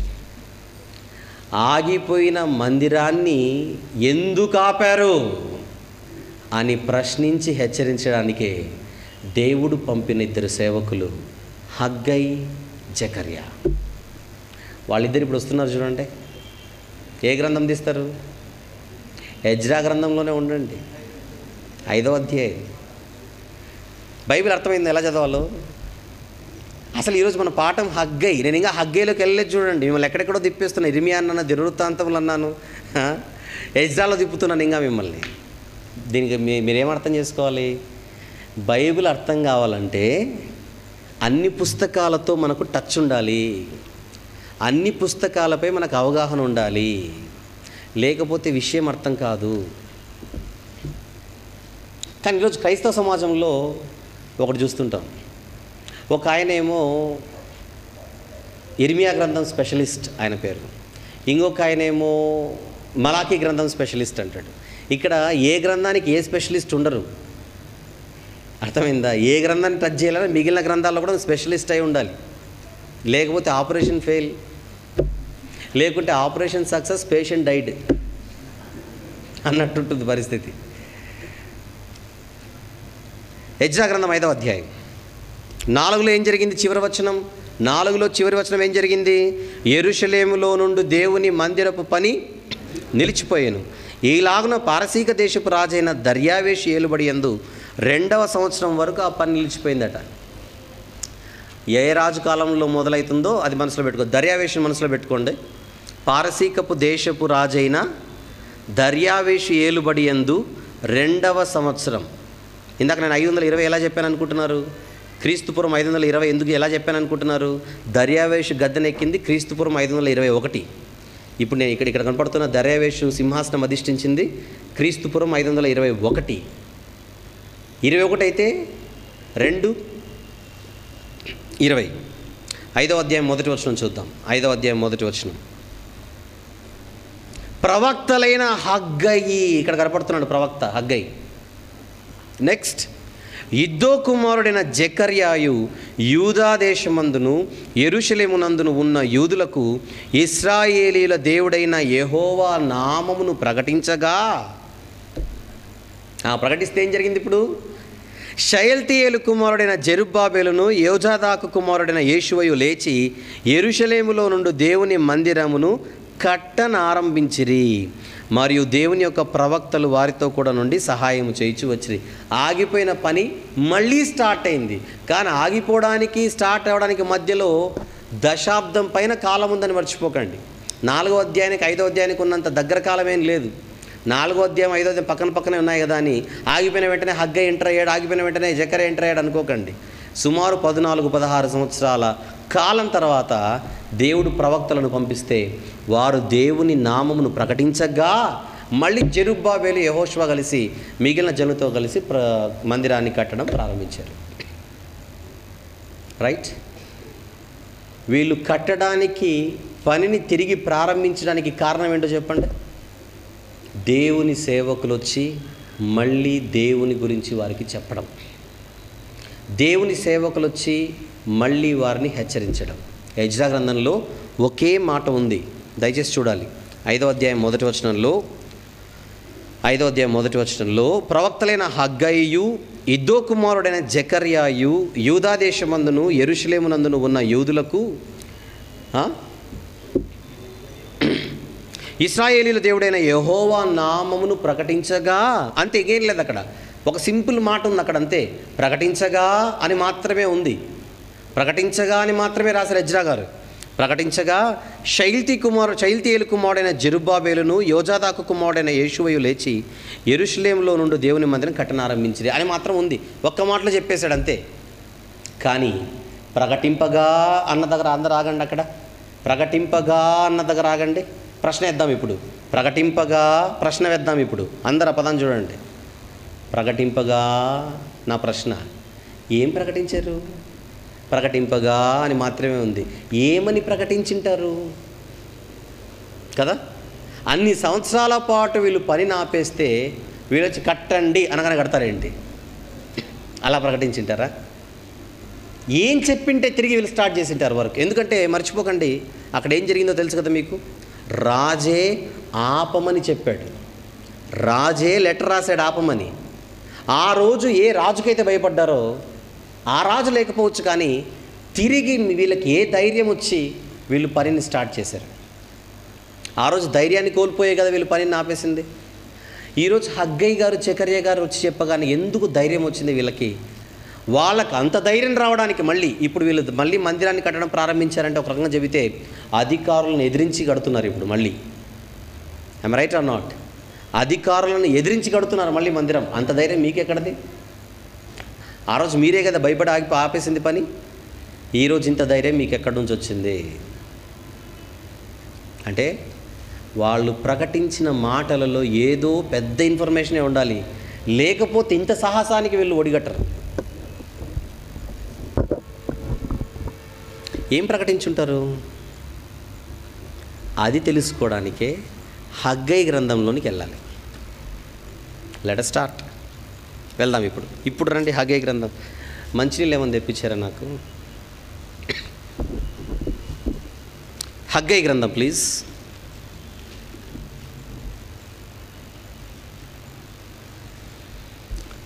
మొదటి అధ్యాయం కదా. ఎజ్రా గారు ప్రకటింపగా అని మాత్రమే అన్నాడు. ఏం ప్రకటించాడో తెలియాలంటే హగ్గై గ్రంథం మొదటి అధ్యాయంలోనికి ప్రవేశిద్దాం. అందరూ కూడా హగ్గై గ్రంథానికి వచ్చేయండి. క్రీస్తు పూర్వం సుమారు 520 ఎప్పుడొచ్చింది ఆయనకి? మొదటి వచనం, రాజైన దర్యావేషు ఏలుబడి యందు 2వ సంవత్సరము 6వ నెల మొదటి దినమున ప్రవక్తయగు హగ్గై ద్వారా యూదాదేశం మీద అధికారియు షయల్తీయేలు కుమారుడైన జెరుబ్బాబెలుకును ప్రధాన యాజకుడును యెహోజాదాకు. మళ్ళీ చదువుకుందాం. రాజైన దర్యావేషు ఏలుబడి యందు 2వ సంవత్సరం 6వ నెల మొదటి దినమున ప్రవక్తయగు హగ్గై ద్వారా యూదాదేశం మీద అధికారియు షయల్తీయేలు కుమారుడైన జెరుబ్బాబెలుకును, ఈయన ఒక ఆయన గవర్నర్, ఈయనే ప్రధాన యాజకుడును యెహోజాదాకు కుమారుడైన యెహోషువకును యెహోవా వాక్కు ప్రత్యక్షమై ఈలాగు సెలవిచ్చెను. ఎవరి ద్వారా? ఎవరికి? ప్రవక్తయగు హగ్గై ద్వారా. ఎవరికి మెసేజ్ వెళ్ళిపోతుంది ఇప్పుడు? గవర్నర్కి, ప్రధాన యాజకుడికి.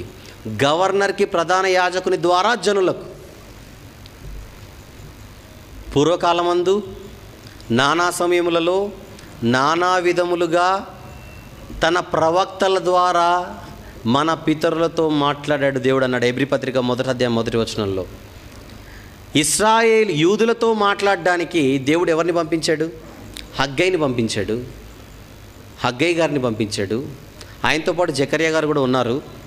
పెద్దవాడిగా హగ్గై గారు కనపడుతున్నారు ఇక్కడ ఏజ్లో. ఆయన జెరుబ్బాబెలు అనే గవర్నర్కి, ప్రధాన యాజకుడైన యెహోషువకి మెసేజ్ చెప్తున్నాడు. ఇప్పుడు దేవుని మాటగా హగ్గై గారిని ఏమని పిలిచారో చూడండి. 13వ వచనం మొదటి అధ్యాయం. హగ్గై గారికి ఉన్న పేరేంటో చూడండి. మొదటి అధ్యాయం 13వ వచనం. అప్పుడు యెహోవా దూత అయిన హగ్గై అన్నది చూడండి.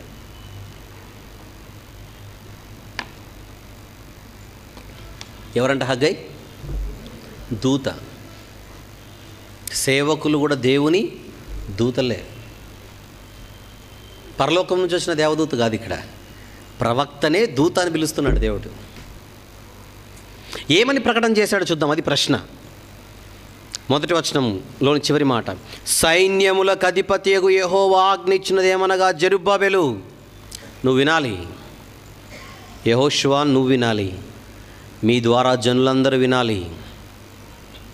సైన్యములకు అధిపతియగు యెహోవా ఆజ్ఞ ఇచ్చినదేమనగా, సమయం ఇంకా రాలేదు, యెహోవా మందిరమును కట్టించుటకు సమయం ఇంకా రాలేదని జనులు చెప్పుకొనుచున్నారే.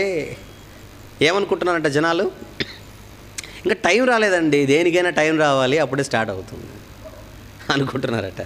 వీళ్ళు వచ్చిందే టైం వచ్చిందని దేవుడు పంపించాడు. అక్కడి నుంచి మందిర నిర్మాణం ప్రారంభించాలి, టైం వచ్చిందనే పంపించాడు. ఇక్కడికి వచ్చి వీళ్ళేం మాటలు కొన్ని ఆటంకాలు వచ్చేసరికి వీళ్ళేమని డిసైడ్ అయిపోయారు చెప్పండి?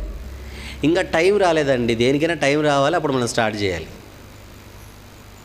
సమయం ఇంకా రాలేదు, యెహోవా మందిరంను కట్టించుటకు సమయం ఇంకా రాలేదని జనులు చెప్పుచున్నారే. అందుకు యెహోవా వాక్కు ప్రత్యక్షమై ప్రవక్తయగు హగ్గై ద్వారా సెలవిచ్చినదేమనగా, ఈ మందిరము, ఎవరి మందిరం అది? నాది, దేవుడు నాది. ఈ మందిరము పాడై ఉండగా మీరు సరంబీ వేసిన ఇళ్లలో నివసించుటకు ఇది సమయమా? అది నా ప్రశ్న, నా కౌంటర్, నాకు ఆన్సర్ కావాలంటున్నాడు దేవుడు. నా మందిరము పాడైపోతే కట్టడానికి మాత్రం టైం రాలేదు, కానీ మీ ఇండ్లను కట్టుకోవడానికి మాత్రం టైం వచ్చిందా? మహాశయ, ఇది దేవుని ప్రశ్న. జనాల మాటలు ఎలా ఉన్నాయంటే బయట, మందిరము కట్టుటకు సమయం ఇంకా రాలేదు, మన ఇళ్ళని కట్టుకుందాం పద. ఒక భర్త భార్యతో అంటున్నాడు, దేవుని పని చేయడానికి ఇంకా టైం రాలేదు, టైం వచ్చినప్పుడు పని చేద్దాం, ముందు మన పనులు చేసుకుందాం. మరొక కుటుంబంలో భార్య చెబుతుంది భర్తకి, టైం వచ్చినప్పుడు దేవుడే నడిపిస్తాడు, అంతవరకు మీరు తొందరపడకండి, మనం మాత్రం మన పిల్లలకి ఏదైనా చేద్దాం కదా.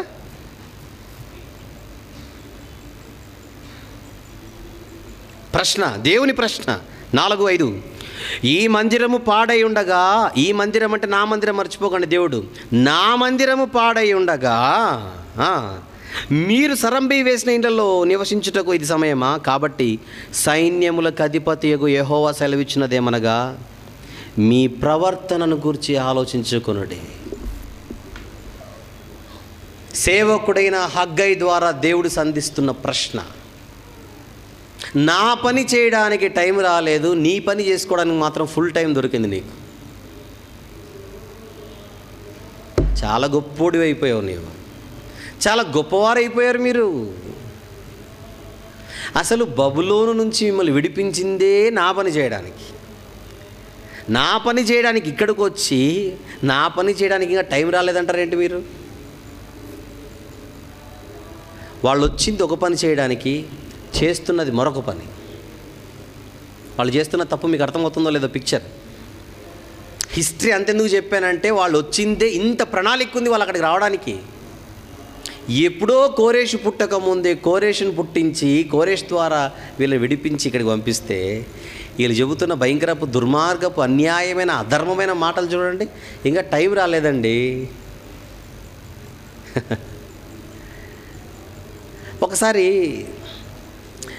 వాళ్ళతో దేవుడు అంటున్న మాట, మీ ప్రవర్తనను గూర్చి ఆలోచించుకొనుడి. మీ ప్రవర్తనను గురించి ఆలోచించుకోనండి. ఒకసారి ఎందుకు ఈ ప్రశ్న మనకు వేసుకోకూడదు? వేద్దాం ఒకసారి, బాగుంటుంది. మనం కూడా వేద్దాం. హగ్గై గారు వాళ్ళతో కాదు మనతో మాట్లాడుతున్నాడని ఒకసారి ఫీల్ అవ్వండి. ఆ ప్రశ్న మనకు సూట్ అవుతుందో లేదో మీకే అర్థమైపోతుంది. ఎందుకంటే మనలో కూడా ఇలాంటి మాటలు దొర్లుతూ ఉంటాయి చాలా సందర్భాల్లో. ఎవరినైనా దేవుని పని పిలిచామనుకోండి, దేవుడు పిలుస్తాడండి, టైం ఇంకా రాలేదు, టైం వస్తుంది, టైం వచ్చినప్పుడు మీరు పిలవకున్నా వస్తామండి, అంతవరకు బలవంతం చేయకండి అని అంటాడు. దేవుని పని చేయడానికి మనం చెప్పే సాకులివే, టైం ఇంకా రాలేదని, టైం ఇంకా రాలేదని. ఆ విండో వేసేయండి.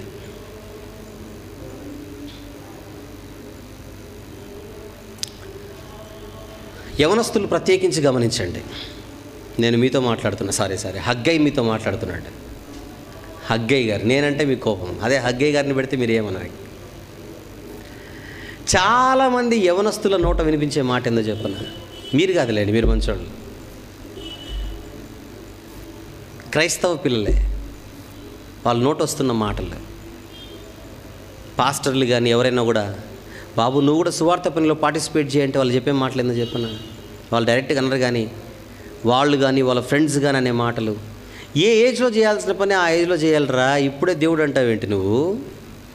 ఇది ఎంజాయ్ చేయాల్సిన ఏజ్, ఇది మనం ఎంజాయ్ చేద్దాం.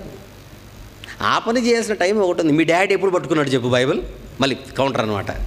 మీ డాడీ ఎప్పుడు పట్టుకున్నాడు? 40 దాటిన తర్వాత కదా పట్టుకుంది. ఇంకా నువ్వు 20 దాటావు. మీ నాన్నేమో అప్పుడు బాగా ఎంజాయ్ చేసి నేను మటుకు బైబిల్ పట్టుకోబట్టున్నాడు చూడు. మీ నాన్నకు మాత్రం 40 తర్వాత టైం వచ్చింది, నీకు మాత్రం 20 తర్వాత టైం వచ్చింది. అన్యాయం కాదు, దుర్మార్గుడు కదా మీ డాడీ. టైం వస్తుంది, అంతవరకు అనేసరికి వీడేం చేస్తాడు? ఆ దుష్టుల ఆలోచన చొప్పున నడవడానికి వెళ్ళిపోతాడు, ఆ పాపుల మార్గం నిలవడానికి వెళ్తాడు. వాళ్ళందరూ ఎవరు? అపహాసకులు, అవునా కదా? అలాంటి మాటలు మాట్లాడే వాళ్ళందరూ అపహాసకులే. కామెంట్లు చేయడాలు, సెటైర్లు వేయడాలు, టీచర్ల మీదే సెటైర్లు. వాళ్ళు వీడి ఆనందం వాళ్ళ మధ్య ఉండి దుష్ట సాంగత్యము వాడికి ఎక్కువై వాడు మంచోడైనా చెడిపోయి, అవునా? ఈ యవనుడు మంచోడైనా చెడిపోయి తన మంచి నడవడిని చెరిపేసుకుని దేవుని వాక్యమందు ఆనందించవలసిన వాడు దేవుని వాక్యమందు ఆనందించక, యవనస్తులకు చాలామందికి దేవుని వాక్యం అంటే ఇష్టం ఉండదు. మీరు మంచోళ్ళండి, మిమ్మల్ని ఏమనట్లా. చాలామంది గురించి మాట్లాడుతున్నా. చాలా ప్రాంతాలు ఎట్లుంటుంది చెప్పనా? హౌస్ విజిటింగ్ కానీ పాస్టర్ గారు పాస్టర్మ్మ గారు ఇంటికి వస్తుంటారు అప్పుడప్పుడు. ఫ్యామిలీస్లో జరిగే పరిస్థితి చెబుతున్నాను. అక్కడక్కడ పాస్టర్ గారు పాస్టర్మ్మ గారు హౌస్ విజిటింగ్ చేస్తారు. ఎప్పుడైతే బయట బజాజ్ స్కూటర్ సౌండ్ వినపడుతుంది, ఎందుకంటే వాళ్ళకు ఉండేది అదే కనుక బండి. పాస్టర్ గారి బండి ఏంటో చెప్పండి? బజాజ్ స్కూటర్, చతక్. ఆ సౌండ్ జగమెరిగిన సౌండ్ అది. ఆయన ఇంకా 1/2 కిలోమీటర్ దూరంలో ఉండగానే పాస్టర్ గారు వస్తున్నారన్న మ్యాటర్ ఇంట్లో తెలిసిపోతుంది. వీడంతవరకు సినిమానో సీరియల్లో క్రికెటో చూస్తుంటాడు. ఆయన వస్తున్నాడని వినగానే వీడు అర్జెంటుగా టీ ఆఫ్ చేసి లోపలికి వెళ్ళి మమ్మీ పాస్టర్ గారు వస్తున్నారు, పాస్టర్ అంకుల్ వస్తున్నాడని వెళ్తాడు. వాళ్ళిద్దరికి మెసేజ్ అందించి వాళ్ళు ఫ్రంట్ డోర్ నుంచి ప్రవేశం, వీడు బ్యాక్ డోర్ నుంచి అవుట్. ఎందుకు? వాళ్ళు వస్తే గంట సేపు అన్నా కూర్చుంటారు, కనీసం ఒక అరగంట వాక్యము పాట ప్రార్థన చేసి గంట సేపు వీళ్ళ భాషలో చెప్తున్నాను తినేస్తారు టైం. ఇప్పుడు ఆయన పిలిచి ఆయన పోయేవాడు చక్కగా పోకుండా మళ్ళీ నన్ను పిలుస్తాడు, ఏమి నాయన నువ్వు ఎప్పుడు వస్తావు సేవలోకి అంటాడు. ఈ ఆన్సర్లు చెప్పలేను, ఒక గంట బయట తిరిగేసి వద్దామని వెళ్తాడు. బయట దొరికాడు అనుకోండి ఒకవేళ పొరపాటున పాస్టర్ గారికి, జూనియర్ పాస్టర్ గారికి, ఏం బాబు నువ్వు కూర్చోవా అంటే టైం లేదు అంకుల్ అంటాడు. తర్వాత బాగా అడ్డంగా దొరికాడు అనుకోండి, గట్టిగా నిలబెట్టామనుకోండి, ఎప్పుడు వస్తావు నువ్వు దేవుని సేవలోకి అంటే, నాకు కూడా టైం వస్తుంది అంకుల్, నన్ను ఫోర్స్ చేయకండి, ఇంకా ఇప్పుడు టైం రాలేదంటాడు. టైం రాలేదు. దేవుని పనిలోనికి రావడానికి నాకు ఇంకా టైం రాలేదు. My time will come, then I will come, until then don't welcome అని అంటారు. ఒక సత్యం చెప్తున్నాను యవనస్తులందరికీ, మీకు తెలియకపోతే తెలిసి మాట్లాడండి, తెలుసుకొని మాట్లాడండి, తొందరపడి నోరులు జారకండి. క్రైస్తవుని నోట ఎప్పుడు కూడా టైం ఇంకా రాలేదన్న మాటే రాకూడదు. మళ్ళీ చెప్తున్నాను, యవనస్తులు మళ్ళీ జాగ్రత్తగా గమనించండి, ఈ మాట ఎక్కువ మీ నోట్లో నుంచి వస్తుంటుంది కనుక. దేవుని పనిలోనికి రావడానికి ఇంకా టైం రాలేదన్న మాట క్రైస్తవుని బిడ్డగా నువ్వు అనకూడదు. నీకు నాలెడ్జ్ లేదు కనుక అంటున్నావు తొందరపడి.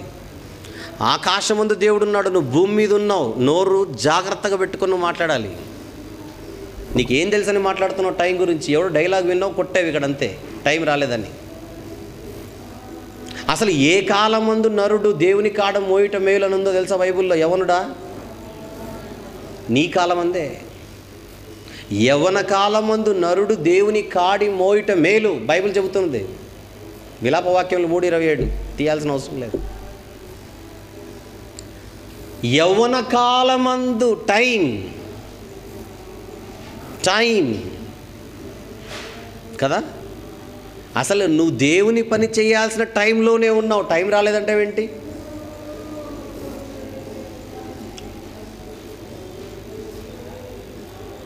కదా? పక్కన ఎవరైనా పెద్ద సెక్యూరిటీ వాళ్ళకి చెప్పండి, సౌండ్ తగ్గించమని. ఎవరైనా కూడా పక్కన సెక్యూరిటీ వాళ్ళకి చెప్తే వాళ్ళు చెప్తారు. వాళ్ళకి ఎవరైనా పెద్దలు వెళ్ళేసి సెక్యూరిటీ వాళ్ళకి ఇన్ఫామ్ చేయమని చెప్పండి. వాళ్ళు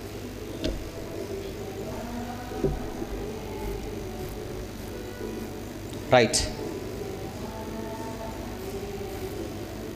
తీసారా? విలాప వాక్యములు 3:20 తీసింటే చదవండి. విలాప వాక్యములు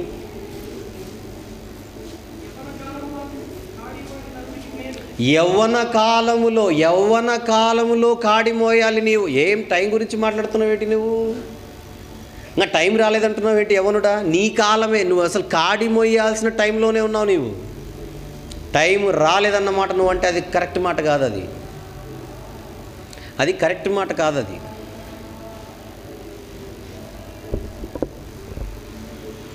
నువ్వు చదువుకోండి ఉండొచ్చు, అది వేరు సంగతి. డిగ్రీ అయిపోయి ఉండొచ్చు, పీజీ అయిపోయి ఉండొచ్చు, బిజినెస్ అడ్మినిస్ట్రేషన్లో నువ్వు మాస్టర్ అయి ఉండొచ్చు, కంప్యూటర్ అప్లికేషన్స్లో నువ్వు మాస్టర్ అయి ఉండొచ్చు. కాకపోతే టైం మేనేజ్మెంట్లో నువ్వు స్టూడెంట్ కూడా కాదు ఇంకా. ఎందుకంటే నీ టైంలో నువ్వేం చేయాలో నీకు తెలియట్లేదే. టైం ఇంకా రాలేదంటున్నావేంటి? చాలామంది ఒపీనియన్ ఎలా ఉంటుందో చూడండి మీరు. జనరల్గా స్కూల్ ఎడ్యుకేషన్ అయిపోవాలి, కాలేజ్ ఎడ్యుకేషన్ అయిపోవాలి, తర్వాత ఉద్యోగం సంపాదించాలి, ఆ ఉద్యోగం అయిన తర్వాత పెళ్లి కావాలి, పెళ్లి తర్వాత పిల్లలు, ఆ తర్వాత వాళ్ళు పెద్దగా కావాలి, వాళ్ళకు పెళ్ళిళ్ళు చేయాలి, ఆయా లోపల నాకు 60 ఏళ్ళు వస్తాయి, రిటైర్ అయిపోవాలి.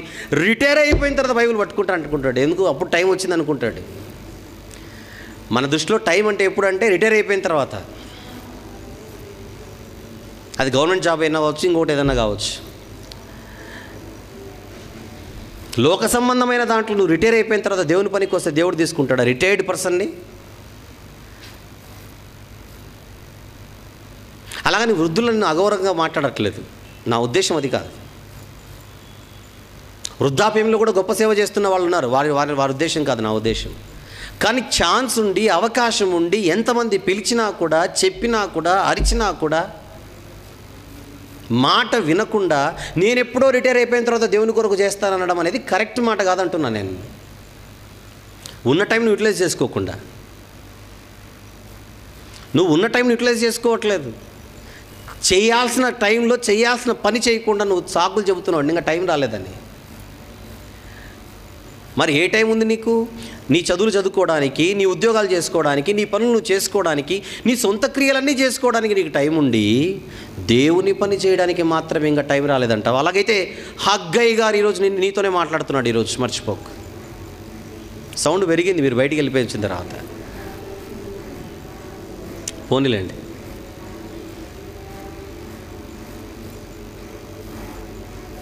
నాలుగో వచనం, 5వ వచనం. ఈ మందిరము పాడై ఉండగా మీరు సరంబి వేసిన ఇండ్లలో నివసించుటకు ఇది సమయమా?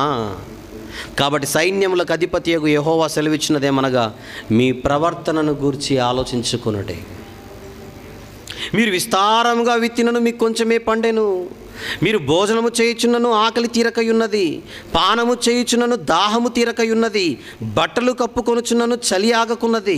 పనివారు కష్టము చేసి జీతము సంపాదించుకునేను జీతము చినిగిపోయిన సంచిలో వేసినట్టుగా ఉన్నది. కాగా సైన్యములకు అధిపతియగు యెహోవా సెలవిచ్చినదేమనగా మీ ప్రవర్తనను గురించి ఆలోచించుకున్నది. మళ్ళీ చెప్తున్నాడు అంతే. పర్వతములెక్కి మ్రాను తీసుకొని వచ్చి మీరు ఈ మందిరమును కట్టించిన ఎడల దాని యందు నేను సంతోషించి నన్ను గణపరచుకుందుగని యెహోవా సెలవిస్తున్నాడు. ఏం సెలవిస్తున్నాడు?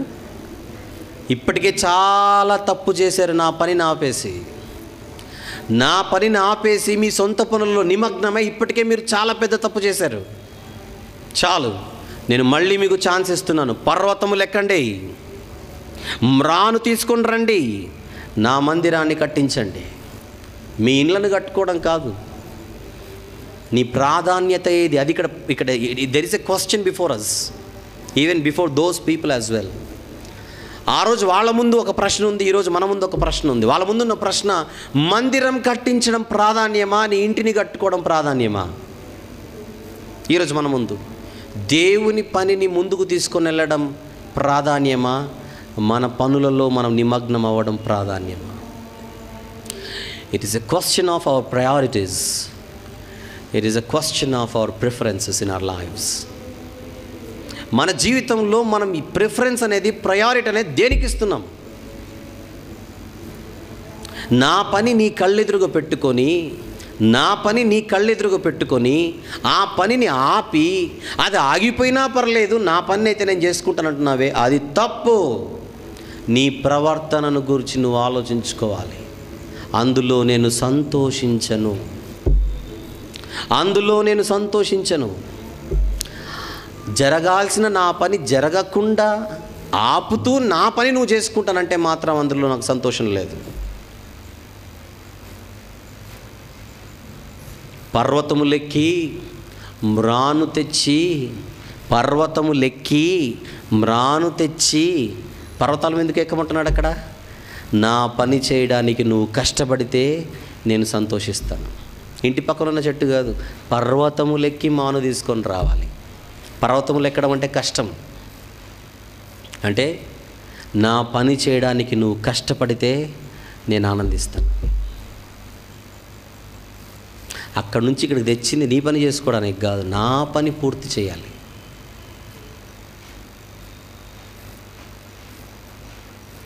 తొమ్మిదవ వచనం, విస్తారముగా కావాలనని మీరు ఎదురుచూచితిరి కానీ కొంచెముగా పండెను, మీరు దానిని ఇంటికి తేగా నేను దానిని చెదరగొట్టి తిని ఎందుకు చేతానని యెహోవా అడుగుచున్నాడు. నేను ఇంత చేస్తున్నా మీకు మ్యాటర్ అర్థం కావడం లేదంటున్నాడు. మీరు ఏం చేసినా అది సక్సెస్ అవ్వట్లేదు కదా. చివరి మాట 9వ అధ్యాయంలో 9వ వచనంలో చివరి మాట, నా మందిరము పాడై ఉండగా మీరందరూ మీ ఇండ్లు కట్టుకొనుటకు త్వరపడుట చేతనే కదా. స్ట్రైట్ ఫార్వర్డ్గా ముఖం మీద చెప్తున్నాడు చూడండి ఈ మాట. మీరు ఇల్లు కట్టుకుంటే నాకు ప్రాబ్లం లేదు, కానీ నా పనిని ఆపి కట్టుకుంటున్నారు. కేవలం ఇల్లు కట్టుకోవడం అనే అనుకోకండి. ఇక్కడ నేనేం ఇల్లు కట్టుకోవడం లేదని నాతో కాదు అనకండి. ఇక్కడ మన పనులు, నా పని ఉండగా అది ఏమైనా పర్లేదు, నా పని అయితే జరగాలను అనుకుంటే నా చల్లని చూపు నీ మీద ఉండదు.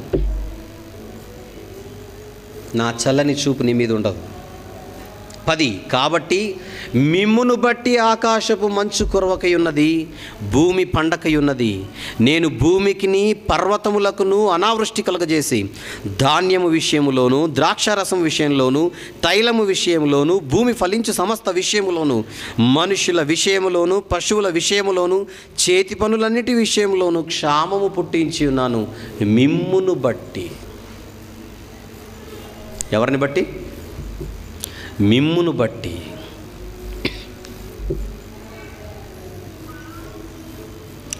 ఋతువులు సరిగా రావడం లేదు, కరువులు ఒకవైపు ఉన్నాయి, ప్రతిదీ క్షామమే. దీనికి గల కారణం మీరే అంటున్నాడు. ఈరోజు ఈ వచనానికి అడిషనల్గా కొన్ని రెఫరెన్సెస్ బైబిల్లో మనం చూద్దాం. ఇర్మియా గ్రంథం 5వ అధ్యాయం, త్వరగా ఇర్మియా గ్రంథం 5వ అధ్యాయం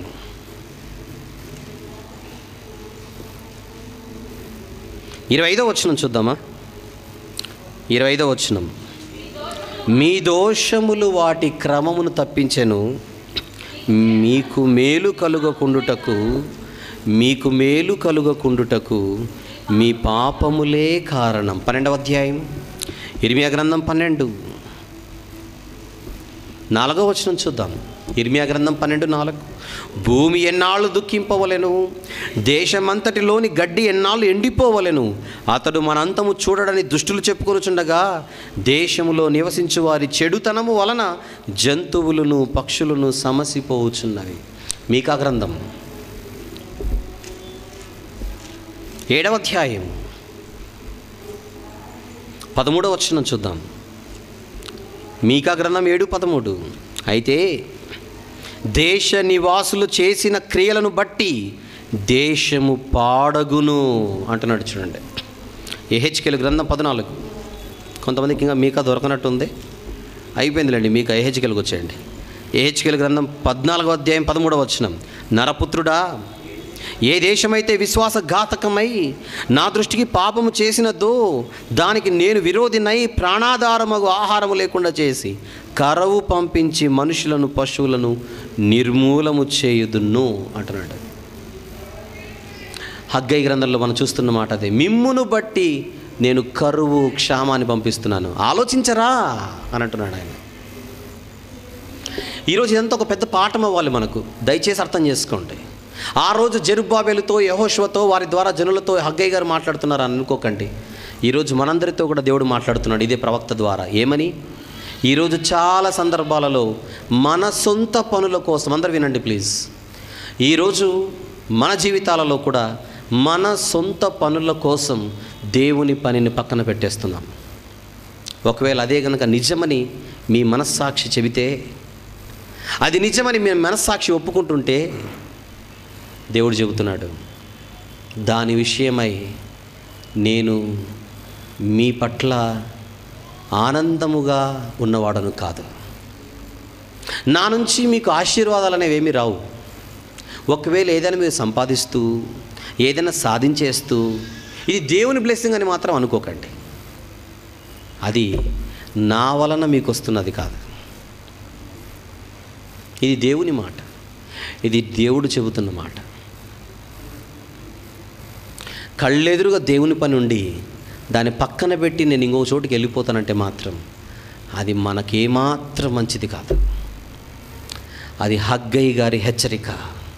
ఎజ్రా గ్రంథంలో హగ్గై దేవుని నామమును ప్రకటింపగా జెరుబ్బాబెలు యెహోషువ పని మొదలుపెట్టిరన్నాడు. ఏం ప్రకటించాడో చూస్తున్నారుగా, అది ప్రకటించాడు ఇక్కడ. హగ్గై గ్రంథం 1వ అధ్యాయము 1వ వచనము నుండి, హగ్గై గ్రంథం 1వ అధ్యాయము 1వ వచనము నుండి 11వ వచనం వరకు, 11వ వచనం వరకు హగ్గై గ్రంథం డివైడ్ చేస్తున్నాను ఇప్పుడు. హగ్గై గ్రంథం 1వ అధ్యాయము 1వ వచనం నుండి 11వ వచనం వరకు ఒక భాగం అనుకోండి. ఆ భాగంలో ప్రవక్త హెచ్చరిక కనపడుతోంది మీకు, ప్రవక్త యొక్క హెచ్చరిక. దానికి స్పందన 12వ వచనం నుండి చివరి వచనమైన 15వ వచనం వరకు ప్రజల స్పందన, వాళ్ళ రియాక్షన్ ఎలా ఉందో చూద్దాం. షయల్తీయులు కుమారుడైన జెరుబ్బాబెలును యెహోజాదాకు కుమారుడును ప్రధాన యాజకుడు నగు యెహోషువయు శేషించిన జనులందరూ తమ దేవుడైన యెహోవా మాటలు ఆలకించి తమ దేవుడైన యెహోవా ప్రవక్త అయిన హగ్గైని పంపించి తెలియజేసిన వార్త విని యెహోవా యందు భయభక్తులు పూనిరి. తప్పు తెలుసుకున్నారు, సరిదిద్దుకునే ప్రయత్నం చేస్తున్నారు. ఏమర్థమైంది మీకు ఇప్పుడు? ఒక సేవకుడు హెచ్చరించిన వెంటనే ప్రజలు ఇలాగనే స్పందించాలి, అది కరెక్ట్. అప్పుడు యెహోవా దూతైన హగ్గై యెహోవా తెలియజేసిన వార్తను బట్టి జనులకు ప్రకటించినదేమనగా, నేను మీకు తోడుగా ఉన్నాను, ఇదే యెహోవా వాక్కు. భయభక్తులు ఎప్పుడైతే పూనుకొని వాళ్ళు రెస్పాండ్ అయ్యారో దేవుడు ఇప్పుడు ఏం చెప్తున్నాడు చెప్పండి? నేను మీకు తోడై ఉన్నాను. సేవకుని మాట, హెచ్చరిక, గద్దింపు స్వీకరించి ప్రజలు సానుకూలంగా స్పందిస్తే దేవుని చలన చూపు ఇమ్మీడియట్గా వచ్చేస్తుంది. ఎవరైనా అర్జెంటుగా యెషయా గ్రంథం 50వ అధ్యాయం 10వ వచనం తీసి చదివండి చాలు నాకు. యెషయా గ్రంథం 50వ అధ్యాయం 10వ వచనం త్వరగా తీసి, సూపర్ ఫాస్ట్గా తీసి చదవాలి. మీలో యెహోవాకు భయపడి ఆయన సేవకుని మాట వినువాడెవడో వినాలి. హగ్గై అనే సేవకుని మాట ప్రజలు వింటున్నారు. చూడండి ఇక్కడ, ఎప్పుడైతే సేవకుని మాట ప్రజలు వింటున్నారో దేవుని దగ్గర నుంచి రియాక్షన్ ఇమీడియట్గా వచ్చేసింది. ఏమని? నేను మీకు తోడై ఉన్నాను. ఎప్పుడు తోడుగా లేడు? ఎప్పుడు తోడుగా లేడు? ఆయన పనిని పక్కన పెట్టి సొంత పనులు చేసుకుంటే నేను మీకు విరోధిని అంటున్నాడు ఇక్కడ. ఎంత సంపాదించిన అవుట్ అన్నాడు. ఎప్పుడైతే వీళ్ళు భయభక్తులు పూనుకున్నారో నేను మీకు తోడై ఉన్నాను.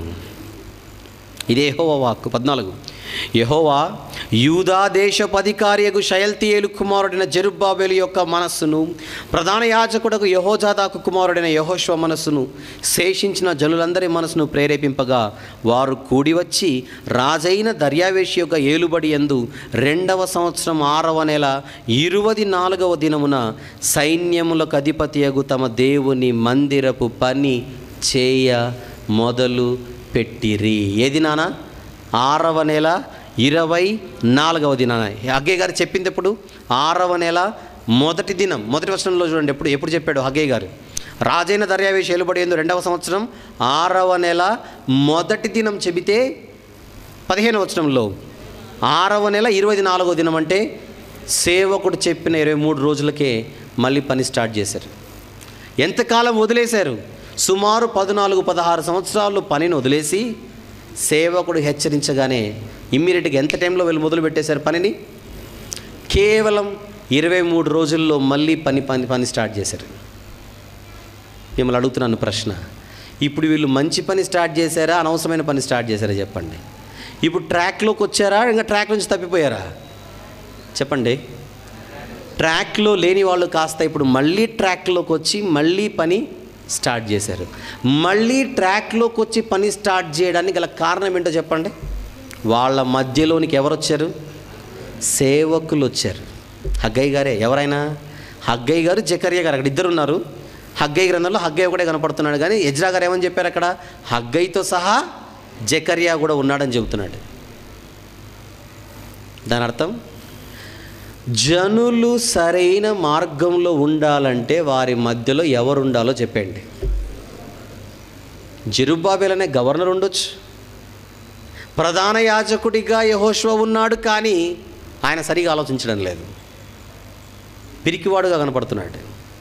కానీ హెచ్చరించే సేవకుడు, బుద్ధి చెప్పే సేవకుడు, గద్దించే సేవకుడు జనుల మధ్యలో ఉంటే అది జనులకు మంచిదే.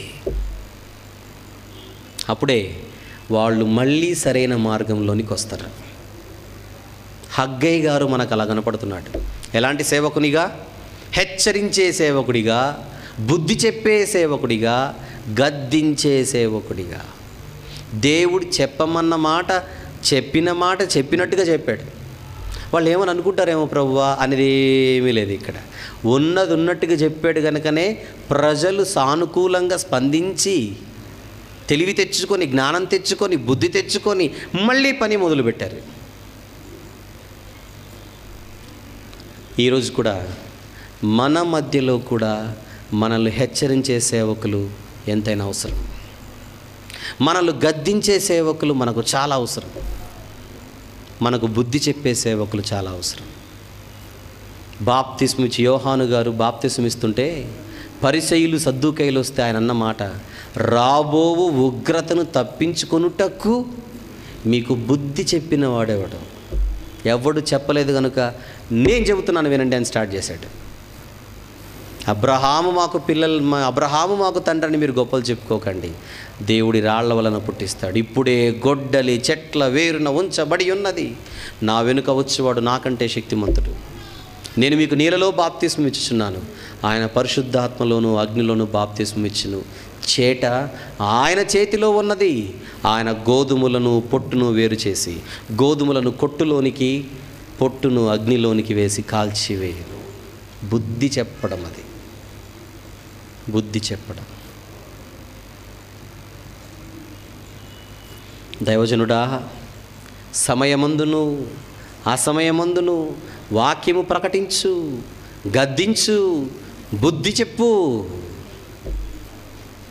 ఎందుకంటే జనులు హితబోధను సహించక దురద చెవులు గలవారై కల్పనా కథలు తమ స్వకీయ దురాశలు నెరవేర్చుకున్నట్టుగా ఏం చేస్తారట? కల్పనా కథలను చెప్పు వారిని పోగులుగా వేసుకుంటారట.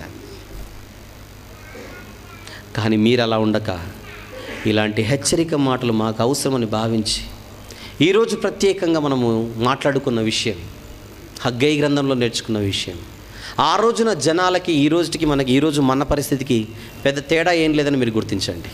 మనం కూడా మన జీవితంలో దేవుని పని కంటే మన సొంత పనికి ఎక్కువ ప్రాధాన్యత ఇస్తాను చెప్పి మీరు జనరల్గా గుండె మీద చేసుకుని ఆలోచించండి. సొంత పన దేవుని పన అనగానే సొంత పనే. అందరూ తమ సొంత కార్యములనే చూచుకొనుచున్నారు, కానీ యేసుక్రీస్తు కార్యములను చూడరు. తరాలు మారుతున్న జనుల పరిస్థితి మాత్రం అదే అని చరిత్ర చెబుతోంది. ఈరోజు కళ్ళ ముందు మన జీవితాలు మనకు చెబుతున్నాయి. ఒకవేళ ఈరోజు మనకి ఇలాంటి బలహీనత కనుక ఉంటే, ఈ రోజుకి ఇప్పటికీ మనము మన సొంత పనులకే ప్రాధాన్యత ఇస్తూ దేవుని పనిని కనబడుతున్నా పక్కన పెట్టే పరిస్థితే కనుక మన ముందుంటే, ఈరోజు దేవుడు మనందరితో మాట్లాడాడని మాత్రం మీరు భావించక తప్పదు. ఈరోజు ఈ హెచ్చరిక మాటలన్నీ మనకే. ఇక్కడున్న వాళ్ళందరూ చచ్చిపోయారు, ఎవరు లేరు. కానీ ఈ మాటలు ఎందుకు మన కొరకు ఇంకా భద్రంగా దేవుడు పెట్టాడు? మనతో మాట్లాడడానికి అన్నీ చేసి కేవలం ఈ కారణం చేత, ఏ కారణం చేత? సొంత పనులకు మనం ప్రాధాన్యత ఇచ్చి చచ్చిపోతే దేవుడు పరలోకం ఇవ్వడానికి సిద్ధంగా లేడు. ఎందుకంటే ఆయన మన విషయంలో ఆనందంగా లేడు గనుక. ఈరోజు మీరు పిల్లలు అవ్వచ్చు, యవనస్తులు అవ్వచ్చు, ఈ మాటలు వింటున్న పెద్దలు ఉండొచ్చు, వృద్ధులు ఉండొచ్చు. దేవుడు అందరితో మాట్లాడాడని మాత్రం మర్చిపోకండి. లైవ్లో చూస్తున్న సోదరులు సోదరీమణులు ఉండొచ్చు. దేవుడు మనందరితో మాట్లాడాడు ఈరోజు. ఇక మీదట మన జీవితంలో ఏ తప్పు జరగకుండా మనం జాగ్రత్త పడతాము. హగ్గై గ్రంథం మొదటి భాగం సమాప్తం. దాని అర్థం రెండో భాగం ఉంది, వచ్చే వారం మాట్లాడతాను. ఎవరు మిస్ అవ్వకండి, ఈరోజు లాగానే త్వరగా వచ్చేసేయండి. హగ్గై గ్రంథపు రెండవ భాగం వచ్చే వారం సాయంత్రం 6:30 గంటలకు ప్రారంభమవుతుంది. జాగ్రత్తగా దీన్ని ధ్యానించి దీన్ని మనసులో పెట్టుకొని రండి. ఫ్రెష్గా రాకండి. What you mean by don't come? ఫ్రెష్గా రావద్దంటే అది మర్చిపోయి రాకండి అని అర్థం. ఇంత చెప్పలేనప్పుడు నేను ఒక ప్రత్యేకమైన ప్రకటన ఇక్కడతో వాక్యం అయిపోయింది. ఒక స్పెషల్ అనౌన్స్మెంట్ అన్నాను కదా అన్న, మీకు టైం అయిపోయింది కదా, మీరు వెళ్ళొచ్చు. ట్రూ విజ్డమ్ మినిస్ట్రీస్ లో భాగమైన ట్రూ విజ్డమ్ ట్రైనింగ్ సెంటర్ 6 సంవత్సరాల నుండి 19 సంవత్సరాల వయసు గల పిల్లలకు రెగ్యులర్ ఎడ్యుకేషన్ తో పాటు బైబిల్ ఎడ్యుకేషన్ ని కూడా అందిస్తున్నది. వీటి వివరములు మరియు మా ఇతర పరిచర్య వివరములను మా అఫీషియల్ వెబ్సైట్ www.truewisdomtv.com లో పొందగలరు. బ్రదర్ ఆర్ వంశీ గారు మాట్లాడిన ఎన్నో అద్భుతమైన ప్రసంగాల డివిడీలు సిద్ధంగా ఉన్నాయి. డివిడీల కోసం మీరు సంప్రదించవలసిన ఫోన్ నంబర్లు 04065554355 లేదా 8106882392. గమనిక, ప్రతి ఆదివారము మధ్యాహ్నము 2:30 నుండి 5 గంటల వరకు ఇంగ్లీష్ ఆరాధన కార్యక్రమము మరియు ప్రతి ఆదివారము సాయంత్రము 5:30 నుండి తెలుగు ఆరాధన కార్యక్రమము YMCA సెకండరీ బ్యాండ్ నందు జరుగును. అందరూ ఆహ్వానితులే.